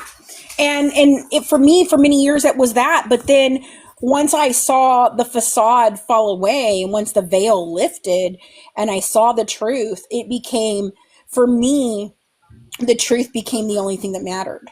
Like, no story mattered more than the truth. And no one person in this mattered more than the truth to me. And until I got the truth, I could not rest with this. You know, I've walked away from it many times. I took a 5-year break. I wasn't really doing anything with it since I did my last A&E, you know. But it's always sitting in the back of my head because it's a puzzle I can't fix. Right. And it's constantly, it's the trying to figure it out. Yes.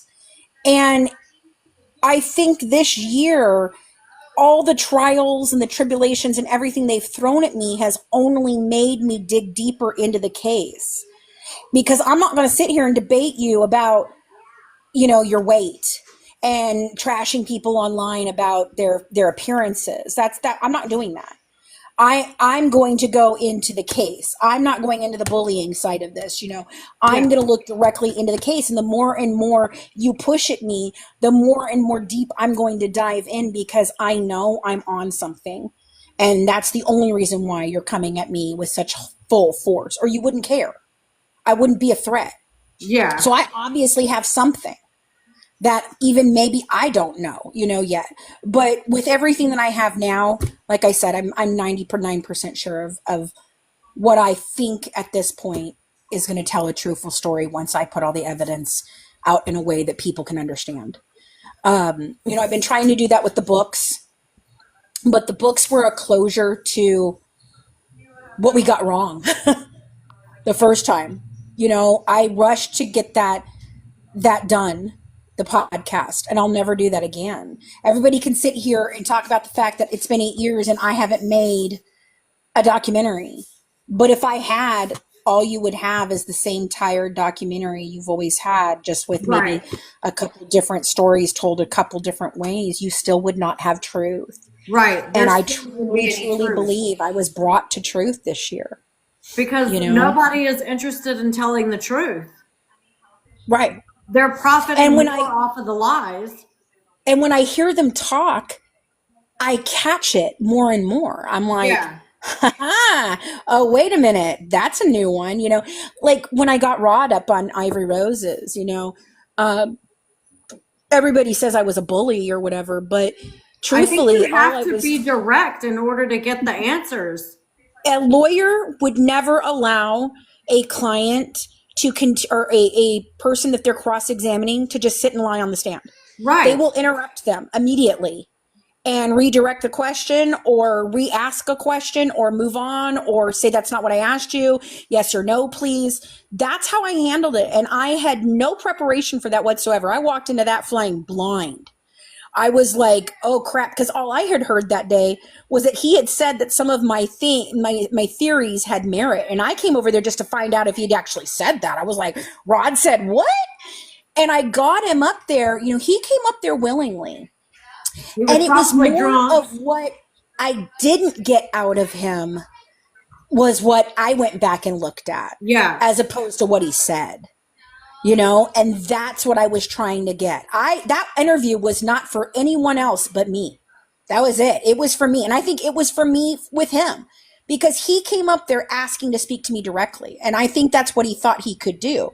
I think he thought he could handle me in this setting. And he thought he was going to, you know, save the day and whatever. And I mopped the floor, you know, because I just would not allow him to be delusional or blatantly lie. Yeah. No, I'm going to call you on that. You know why I can and no one else can't? Because you don't know what I know. Like, I know the lie. Oh, wait, no, that's lie. That's lie number 542 right there. Mm-hmm. Can I have lie number 543, please? Because I'd really like to talk about that one. You know, like, and they just keep spewing more and more. And I don't understand. One of the things that's really made me mad about this book is the way that Gypsy takes no self-responsibility, and she puts her dad on this weird pedestal as if he can do no wrong, and yet her mother is just like this horrible person who continued to allow her to drink out of a baby bottle until she was 24. Like, it's a little frustrating, and for me, I don't understand I guess I know that Rod is like away a lot, so he doesn't really, he's kind of oblivious to what's really going on. But if this were my child, I don't think that I would allow my child to just blatantly lie about everything. No, you know, Rod is a very much ostrich, bury his head in the sand kind of guy, and I think he thinks that if he ignores it and pretends it's not happening, it's not happening. Yeah. And I think that's the mentality of the Bayou life. Yeah. I think the dads go off on their boats and they go make the money and do whatever the heck it is they're supposed to be doing out there. And I'm sure they have their affairs and things that happen offshore. Yeah. And then there are the women who are back home with the kids, and they are left to basically piece it together. Yeah. If there's not enough food on the table, well, you better figure it out because daddy ain't going to be here. You know, so you better figure it out. And he doesn't seem like a very good person either. He's not. He's not. And why does everybody keep talking about how sexy he is? Like, that's gross. He's an old ass man. Like, we do not need to be talking about and calling him Hot Rod. Like, we do not need to be sexualizing the schmurderers. And you can see that he gets off on that. It makes him feel good. He likes that about it, you know? And that's the thing. Like, each one of these people feeds off of this attention. In a different way, right? In a different way. But none of it is good and healthy. You know what I mean? Like, it's like taking a bunch of very, very demented and mentally challenged people in some way, you know, mentally disturbed people, and just throwing them all in a room and seeing what the fuck happens. Yeah. Like, it's some very strange, like, social experiment. Like, I can't begin to tell you. And the minute you think it's gotten the weirdest it's going to get, it's even weirder. You open up a magazine, or you go to Facebook, or she puts out a new book, and you're like, what the ever loving? Did anybody bother to like check for continuity? Anyone? Nobody bothered to compare what was in this book to the interviews that she's done. Like, right. Well, I mean, you've got her lying on prison confessions to that Dr. Fabian, who, by the way, was hired by Mike Stanfield because they're friends. They were friends before he was hired. And then Melissa goes, oh, well, that's wonderful. Let's use him, you know, as our expert. He spends 10 minutes with her, and she blatantly lies to him about the fact that she's only been with Nicholas. And at the same time, Melissa Moore is putting out a book that says, I wasn't with Nicholas. I was with Dan. At the exact same time. And nobody thought, hey, maybe that's not a good thing to do. Combination. Yeah. And then I don't know if you've seen the second part of Lifetime Confessions where she speaks about what was in Lifetime Confessions. I don't know. It's a gem. It's called Gypsy Speaks. If you go to Lifetime Confessions and go over into like the bonus section, it's 6 full episodes of her speaking on the first first 6 episodes of Prison Confessions. And it's literally her lying about lying and then lying again. And it's like back to back. And that's why I said Lifetime is doing her no favors. Like, either they hate her and they're trying to actually expose her, or they are the worst freaking editors I've ever seen. I had a sneaking suspicion that they were secretly trying to expose her without, like, fully doing it. Yeah. That they can't, you know, so that the Blanchards can't sue Lifetime. Yes. Oh, I'm so sorry, sweetheart. I have to run. I have a battle. I didn't even realize it was 9 yet, but thank you for having me up. I appreciate it. Answering some questions. Yeah, no problem. Anytime. Yes, Gypsy Speaks. That's what it's called. Gypsy Speaks. All right. Thank you, guys. Have a good night. You too, sweetheart. Bye. Okay. I'm sorry. I don't even know how long that was, but thank you guys so much for And during that conversation, I was really interested to hear if she had gotten any new information from Dan or anybody that is in contact with Dan, so that we can try to, piece some things together about what's been said about Gypsy and Dan. So battling is a TikTok thing where you're like live with another guest, and the people that are watching my live would like send me gifts, and the people that are watching her live would send her gifts, and then whoever gets the most gifts from their supporters wins the battle. I think that's how that works. I've never done it, but I know a lot of people on TikTok do it, and that's kind of like a way that they can make some extra income. Okay, so we stopped right before she was getting ready to slip out of the door to go with Dan. So it says at around 2:00 in the morning of Good Friday, April 22nd, Dan texted Mama's phone, which I had hidden in my dresser drawer on the side of my bed. I'm in the hospital, the text said. I got beat up real bad. I'd like you to be with me. So I grabbed the phone and my government phone. Okay, wait a second. She says she's grabbed 2 phones. This is chapter 8, Gree. She said she grabbed the phone and then grabbed the government phone. So to me, it sounds like she had 2 phones.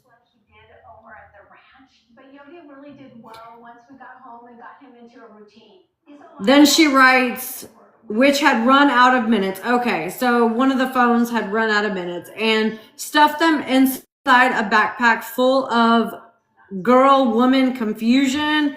I had to go to him. I packed up a Lilo and Stitch movie, my baby bottle, and a change of nipples, a pair of stolen jeans, and stolen lingerie. As I stole Mama's cash and Oxy stash, I was scared as hell. I threw on a pair of oversized jeans since I didn't know my size. I had stolen them a few weeks before in preparation for running away. The jeans felt scratchy at first. It was the first time I wore anything fashionable. I put on a stolen black tank top over a red bra that was 2 sizes too big and a beach wave blonde wig. I scribbled a note in the darkness of the kitchen, left it on the seat of my wheelchair, and slipped out the back door. Dear Mother, I know I can walk. I don't think I have cancer. I don't feel sick. I know I'm really 19. I want to live my own life as an independent woman. I love you. It's just time for me to spread my wings and fly. I'm going up to St. Louis. I love you, your grown-up daughter. I don't know how true this fucking letter is, because we all know Gypsy's a pathological liar. So I would just take that letter with a grain of salt, because I don't know that that's true. And as far as packing up a Lilo and Stitch movie, she's taking a Lilo and Stitch movie to go be with a 30-something-year-old man at a hospital. Like, how logical does that sound? Walking up the street, I felt out of breath because I wasn't used to carrying the weight of my own body. In the middle of the night, I walked to the subdivision of houses across the street, knocked on a stranger's door, and asked for a ride to see my boyfriend in the hospital. Now, this is where I want to stop and say, she was so confident to walk up the street to somebody's house that she didn't know to ask for a ride to go to the hospital to see Dan in the hospital, but yet she could not ask anybody for help. Make it make sense. Make it make sense. Things to think about. Miss Music, thank you so much for hanging out. We'll be back here tomorrow at 7 p.m. Eastern Standard Time, and then you can watch the rest of the live later after I post it on YouTube, okay? Like, I just don't understand, like, how somebody who can have so much confidence to go to somebody's house that they don't know, knock on the door, ask for a ride, but yet you were in so much danger and fear of your mom that you couldn't ask these same people for help, to call the police, to try to get you some help from your abusive situation. It just doesn't make sense to me. When I arrived at the hospital emergency room, I texted Dan. I had been in the same ER too many times to count with my mom. My adrenaline was pumping and I just wanted to lie as low as possible for fear I'd be recognized. I stayed with Dan until he was released and we caught a ride home with his cousin. Dan was couch surfing at a friend's house, so his cousin took us back there. When we arrived, I was tentative with Dan, looking at the bongs and the bugs all around the apartment. I was disheartened that I hadn't escaped to the picture perfect I had drawn in my mind. Come lay with me, Dan said, as he showed me to the spare room where he lay down on the mattress.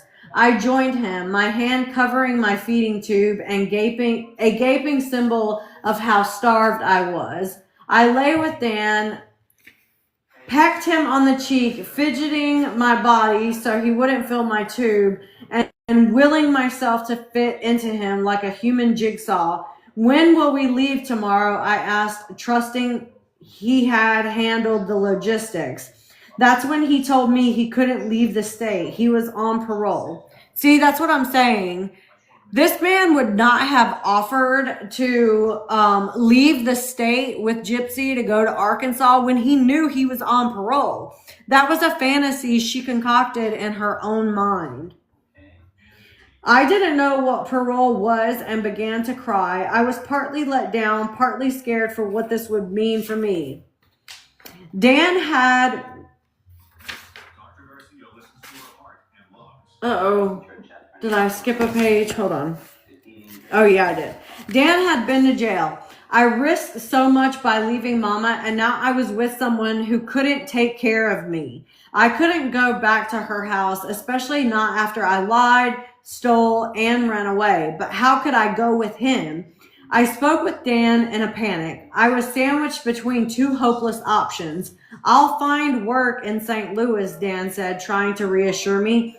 Then Dan's friend knocked on the bedroom door and leaned against the door frame. Hey, what's your name? He asked with a knowing look on his face.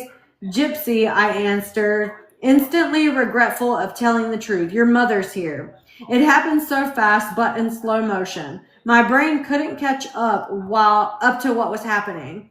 It was 6 or 7 in the morning, and she had tracked me down with the help of some convention friends who knew Dan.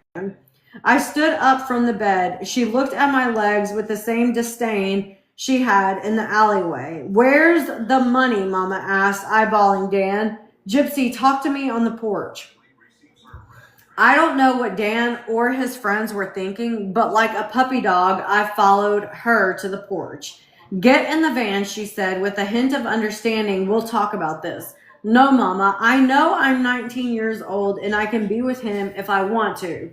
She didn't react or try to gaslight me. Instead, she bargained as if I had attained some equality and control of my destiny. If you come back with me, I will let you see him, Mama said. Promise? I think I believed her out of hope that she was seeing me as the person I was growing into, somehow magically becoming aware of my awareness. Yes, go get your stuff and we'll go home. She threatened Dan one more time and later told all of our mutual acquaintances that he was a pedophile. I never heard from him again.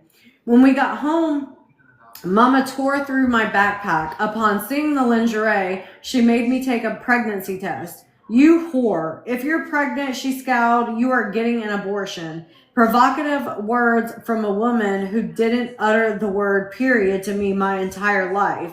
It was as if the smoke screen had lifted for a second and she and I dropped the pretenses. She was talking to a 19-year-old and we both knew it. I went into the bathroom and looked in the mirror, something Mama told me I should never do on a Good Friday. You will see Jesus dying on the cross if you look at yourself. Avoid the mirror on Good Friday, she used to say. She printed a picture of Dan from his Facebook page and then smashed my laptop and my track phone. She took a mason jar and shoved a picture of me and the picture of Dan into it with the cow's tongue. The tongue was to represent silencing me. She dropped a piece of toilet paper that had some of my period blood in the jar and buried it in the backyard, not far from the shed. I observed her bizarre behavior like an outsider, detached and confused. She chanted over me something like, "By God, Gypsy Rose will never find true love. The Gypsy Rose will never find happiness." Somebody has to tell me if this is from some sort of a fairy tale, like some sort of a Disney movie without the cow tongue and all that other stuff. Does this sound like a princess movie?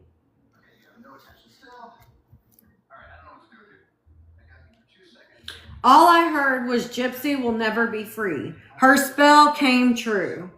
Because the next thing I knew, she made me go back into the house, handcuffed me to a dog leash, and connected the leash to her. "Please, I'm sorry. I'll be good, Mama," was my refrain. She placed bells on the doors and reinforced the black garbage bags taped to every window in the house. I was trapped. If she fell asleep, I couldn't move without waking her up. I was at her mercy for everything. To go to the bathroom, for food, for everything. As punishment, she would not feed me every day.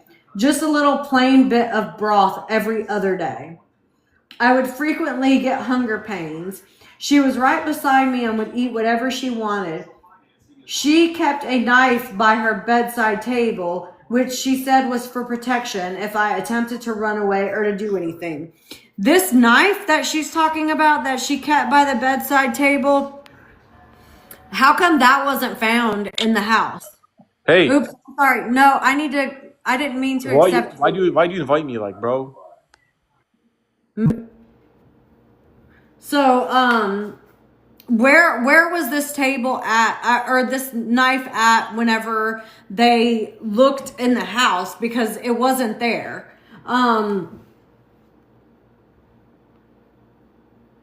And if she did have a knife that she kept by the bedside to threaten Gypsy with or whatever, wouldn't it have been like karmic pleasure to have used that same knife to do the unaliving rather than get two different ones?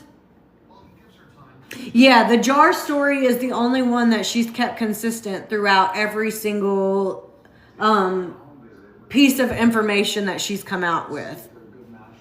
It's the only one. Because even the even the handcuffing, even that story isn't the same.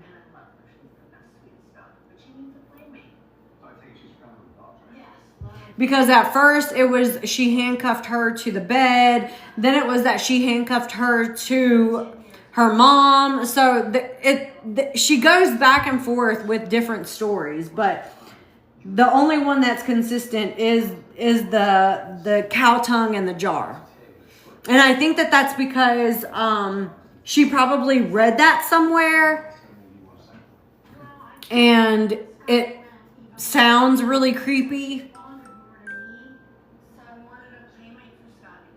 This went on for 2 weeks. Any love we had for each other was replaced by a mistrust that filled the house like a pressure cooker.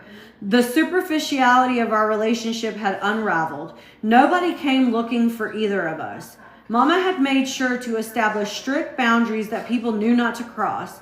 People knew well enough not to question her reclusive moods, mere cycles of psyche that nobody, especially me, understood.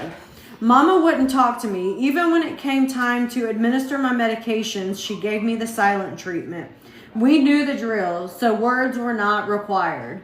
For 2 weeks, she just kept me chained to the bedpost or to her body, and the extreme closeness to her skin made me feel thousands of miles apart from her. When I was little, I loved the feel of her skin on mine. Nothing made me feel safe and loved like sleeping next to her. The warmth radiating from her body blanketed me. Now the warmth was replaced by electricity, fencing me in. How long will I be locked in here? Sooner or later, we'd need to go to a doctor or run an errand. She did leave me for short periods of time to go to a homeowners association meeting or pick up something to eat. I'd be so afraid that a fire would suddenly start and the firefighters would find me burnt to a crisp, tied to the bed. I talked to nobody for 2 weeks except for God. It had been a while since I'd prayed. I used to have formal prayer time at church every Sunday. When it came to churches, we bounced around a lot. Like how a young person explores her identity, Mama tried on churches for size. After we left Golden Meadow and distanced ourselves from the Petries, I think Mama went exploring for a religion that was independent of what she experienced growing up Catholic, yet still familiar. We went to several different Christian churches when we moved near New Orleans, and then stayed non-denominational, even going to some really wonky churches in odd locations, like strip malls or a random house on a residential street. I prayed to God to shield me from the mason jar spell Mama had cast on me, but I apologized to him for not being in touch for such a long time. I examined my communion portrait that hung from the living room wall, my 8-year-old hands pressed together in prayer, my small frame cloaked in a miniature wedding dress for God. Did I still know that little girl, so full of hope and faith and belief and blind trust, all of which now had vanished, along with the illusion that my mother loved me and wanted me safe? God, please tell Mama to forgive me. I will be good. Make me clean. He must have heard me, because on the 14th day, she woke me up by unlocking the handcuffs and untethering me from the leash. The knife, however, would remain on the nightstand.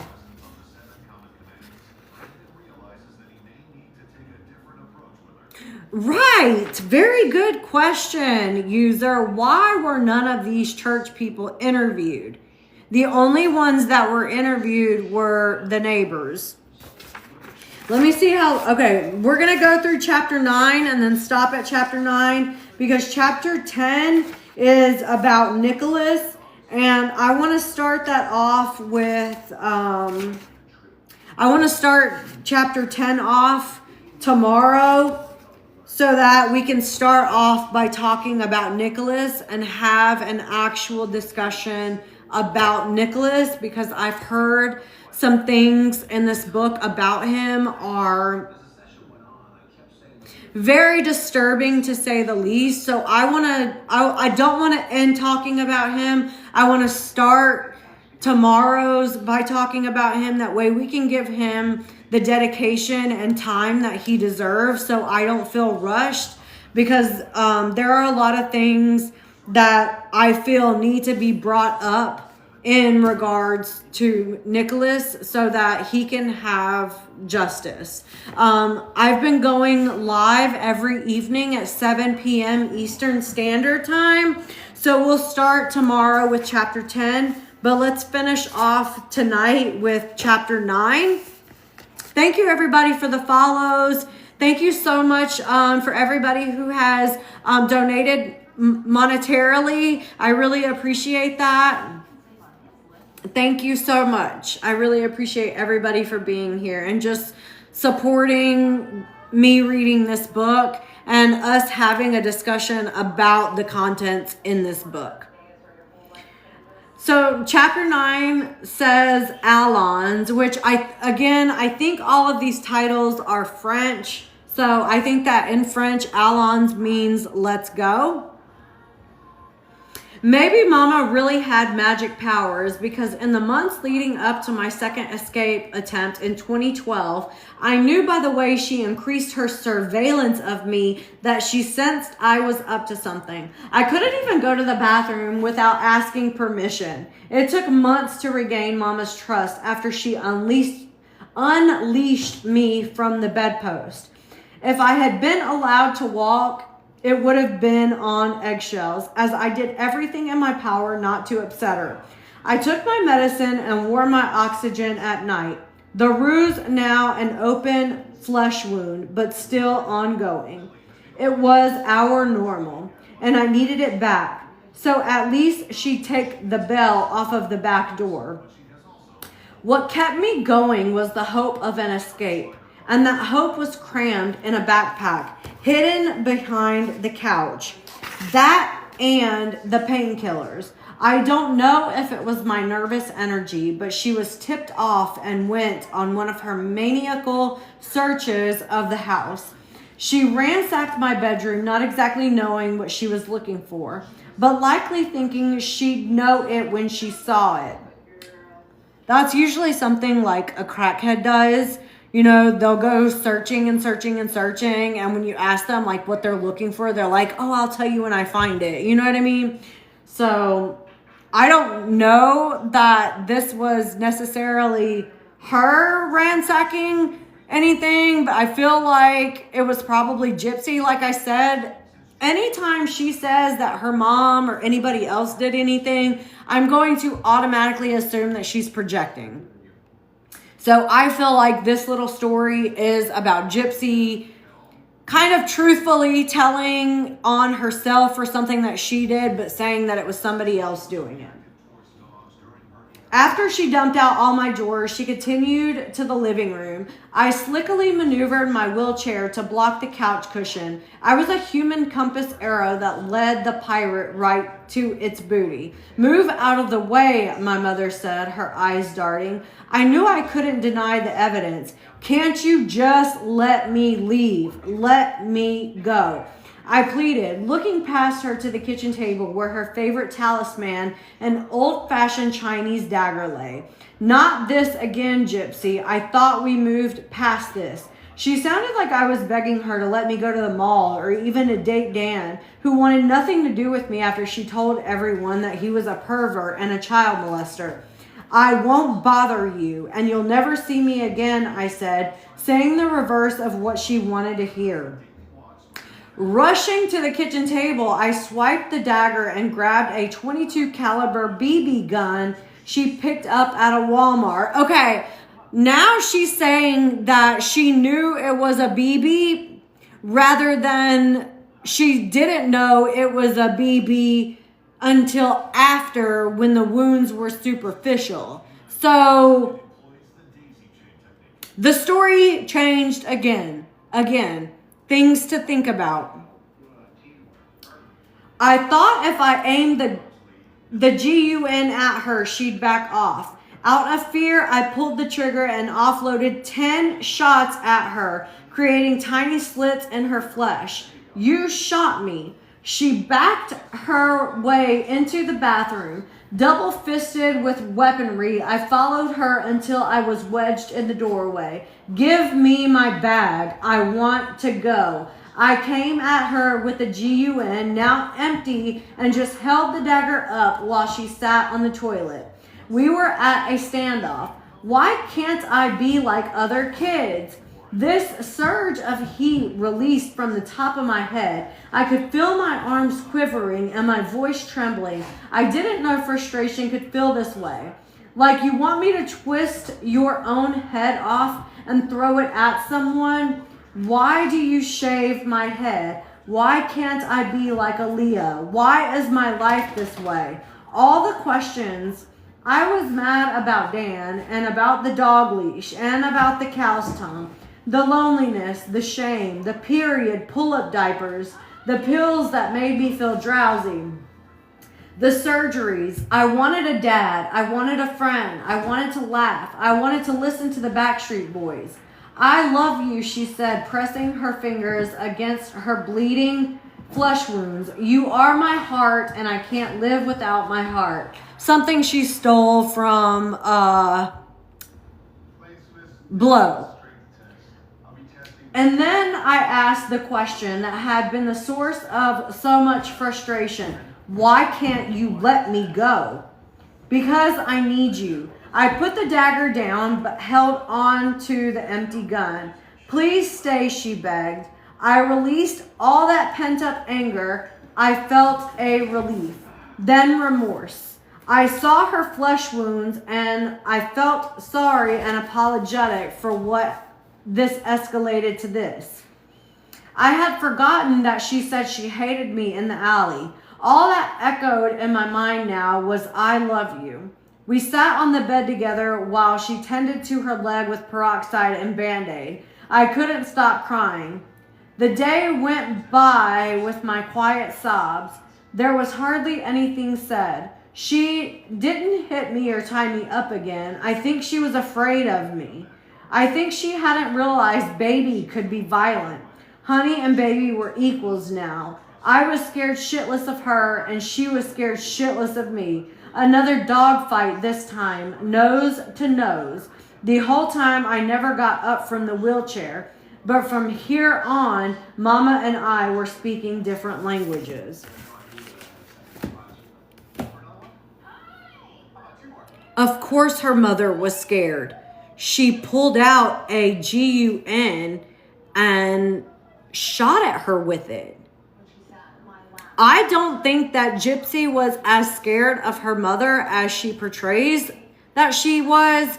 I think that Dee Dee was so afraid of Gypsy. Yes, you are, Buffy. You're watching me live. I don't understand a lot of what Gypsy says and does. But for her to have continued this story about how she thought it was a real GUN and it wasn't until she noticed that the wounds were superficial, was she glad that it was not a real GUN and that she was actually happy that it was a BB? Now all of a sudden she knew the entire time it was a BB, because she also mentioned, I think in the confessions, she said that her mother had just went to the shooting range earlier in the week, which was the reason why the GUN was outside of the safe. Well, nobody goes to the GUN range to shoot a BB. Nobody. You go to the GUN range to shoot a real, to practice.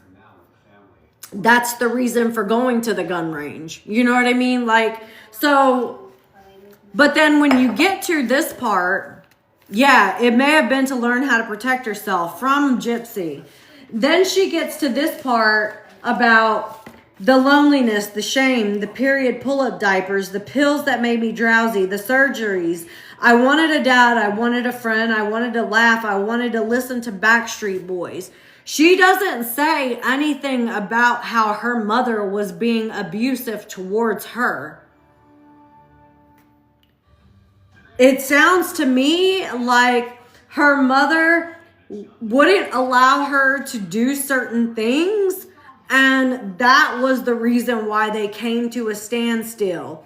I feel like Dee Dee was trying to protect everyone from Gypsy, and that's the reason why she didn't have a relationship with her dad, why they moved away from all of her family. I think she knew how dangerous Gypsy was, even at such a young age. I think she knew.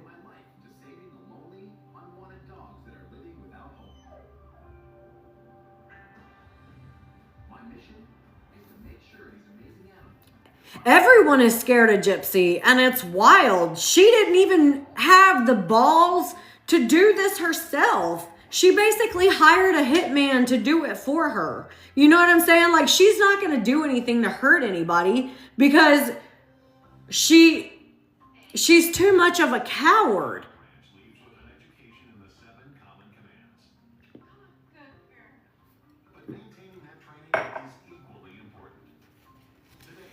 But all of these things that she says, all of the questions, all of this other stuff, none of it had to do with I wanted to escape this awful, terrible, emotional, physical, verbal, abusive relationship that I've been stuck in with my mother. You know what I'm saying? It's not saying that. That's not what I'm hearing. What I'm hearing is that my mom wouldn't allow me to listen to secular music and wouldn't allow me to have boyfriends that were 15 years older than me. And, right, she would have PTSD and she shows no signs. Heather, yes. It is heartbreaking to hear what Dee Dee was living through. Imagine being in a home with your child and being this afraid of her that you're going to the GUN range to practice shooting because you're so afraid that your daughter is going to hurt you. Like, I'm sorry, but if it had gotten to that point between me and my child would be out of the house. Like, I'm not going to have anyone in my home that doesn't allow me to feel safe in my own home. But I understand that her mother also knew that she was very troubled, very mentally unstable, and that if she was risking herself and if she was risking her own life, at least she was protecting everyone else around her from Gypsy. I think that that's how Claudine justified continuing to allow Gypsy to treat her the way that she was treating her. And yeah, and why she didn't do more to protect herself. I think that she wanted to protect everyone else from Gypsy so badly that she ended up being the one who ultimately suffered the wrath of her own daughter. And I do believe that Gypsy was the one who unalived her mom. And I think she was on the brink of death. And then Nicholas came in and actually did the last few.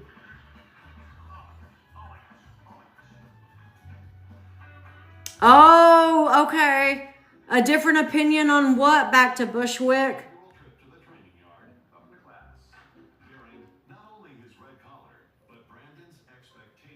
Yeah, I believe she did it. For sure. Did she confess? What chapter is the crime? Is it titled that? Yeah, okay, so that's chapter 14.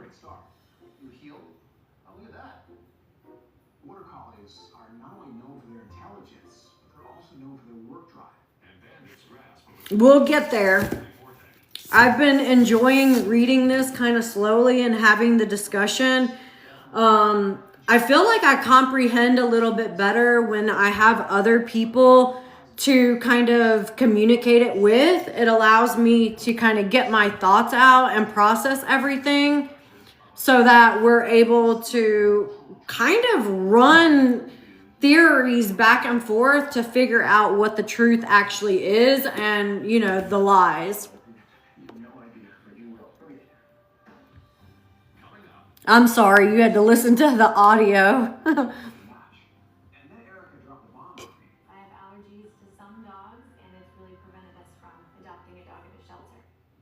Here's a health and wellness tip from Banfield Pet Hospital. You're right, Kakeda. She does keep feeding everyone BS.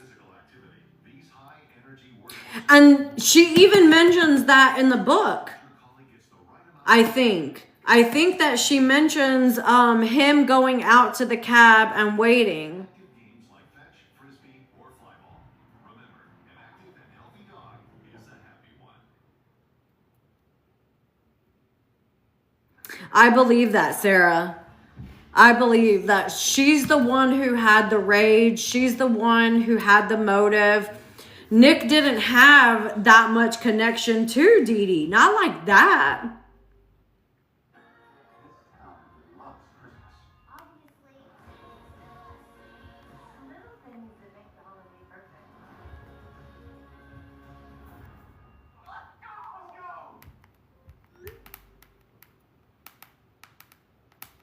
Sorry, you guys. Well, Gypsy didn't even have anything in her system. So if she was so addicted to drugs, how was she not going through withdrawal? I appreciate you saying that my voice is better. Hers is terrible to listen to.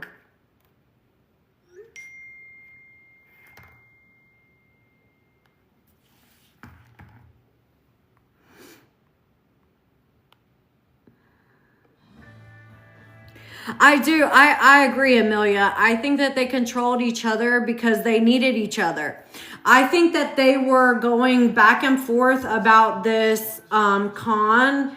And I think that Gypsy was threatening Dee Dee about the con. And Dee Dee was threatening Gypsy about the con. I think that they were at each other's throats because they both knew that they were being investigated for the fraud. You know, they were under investigation for the fraud, and I think that they both held it over the other person's head as kind of a manipulation tool to keep the other person in line.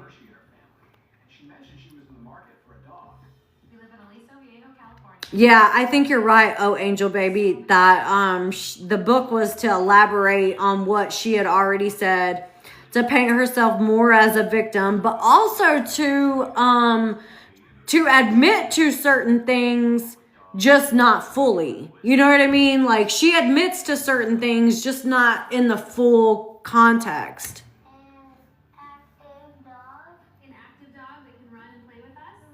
What do you guys do for fun?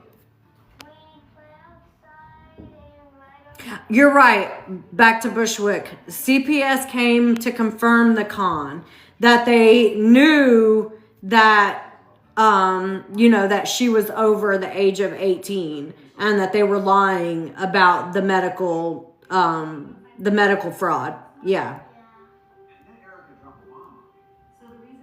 And that was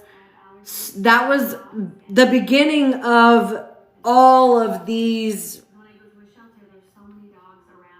all of these events. That was the beginning of the end. Yeah, they were both incredibly codependent on one another. Gypsy's still very codependent. She's codependent on everyone. She does not have an individual personality of her own, and she doesn't seem to want to.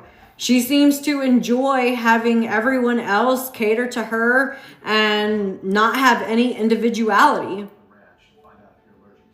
Yeah, I can tell she wants to tell the truth, but she doesn't. You know what I mean? Like, she wants to skirt around the truth so that she can continue to victimize herself. All right, you guys, I gotta go because I need to take a shower. I have not since I got home, and I am covered in dirty dog water, sweat, and dog hair. So I need to get that dirty dog water, sweat, and dog hair off. I could probably actually go live a little bit earlier tomorrow if you guys wanted to. I can take a poll in my stories because I'm off tomorrow. So we could go live like during the day, like 1 or 2 o'clock in the afternoon, and try to finish the book. I don't know. I'll put up a poll, and then you guys can just answer the poll. Okay? Love you all. Thank you so much for hanging out with me. You guys have a wonderful Saturday night.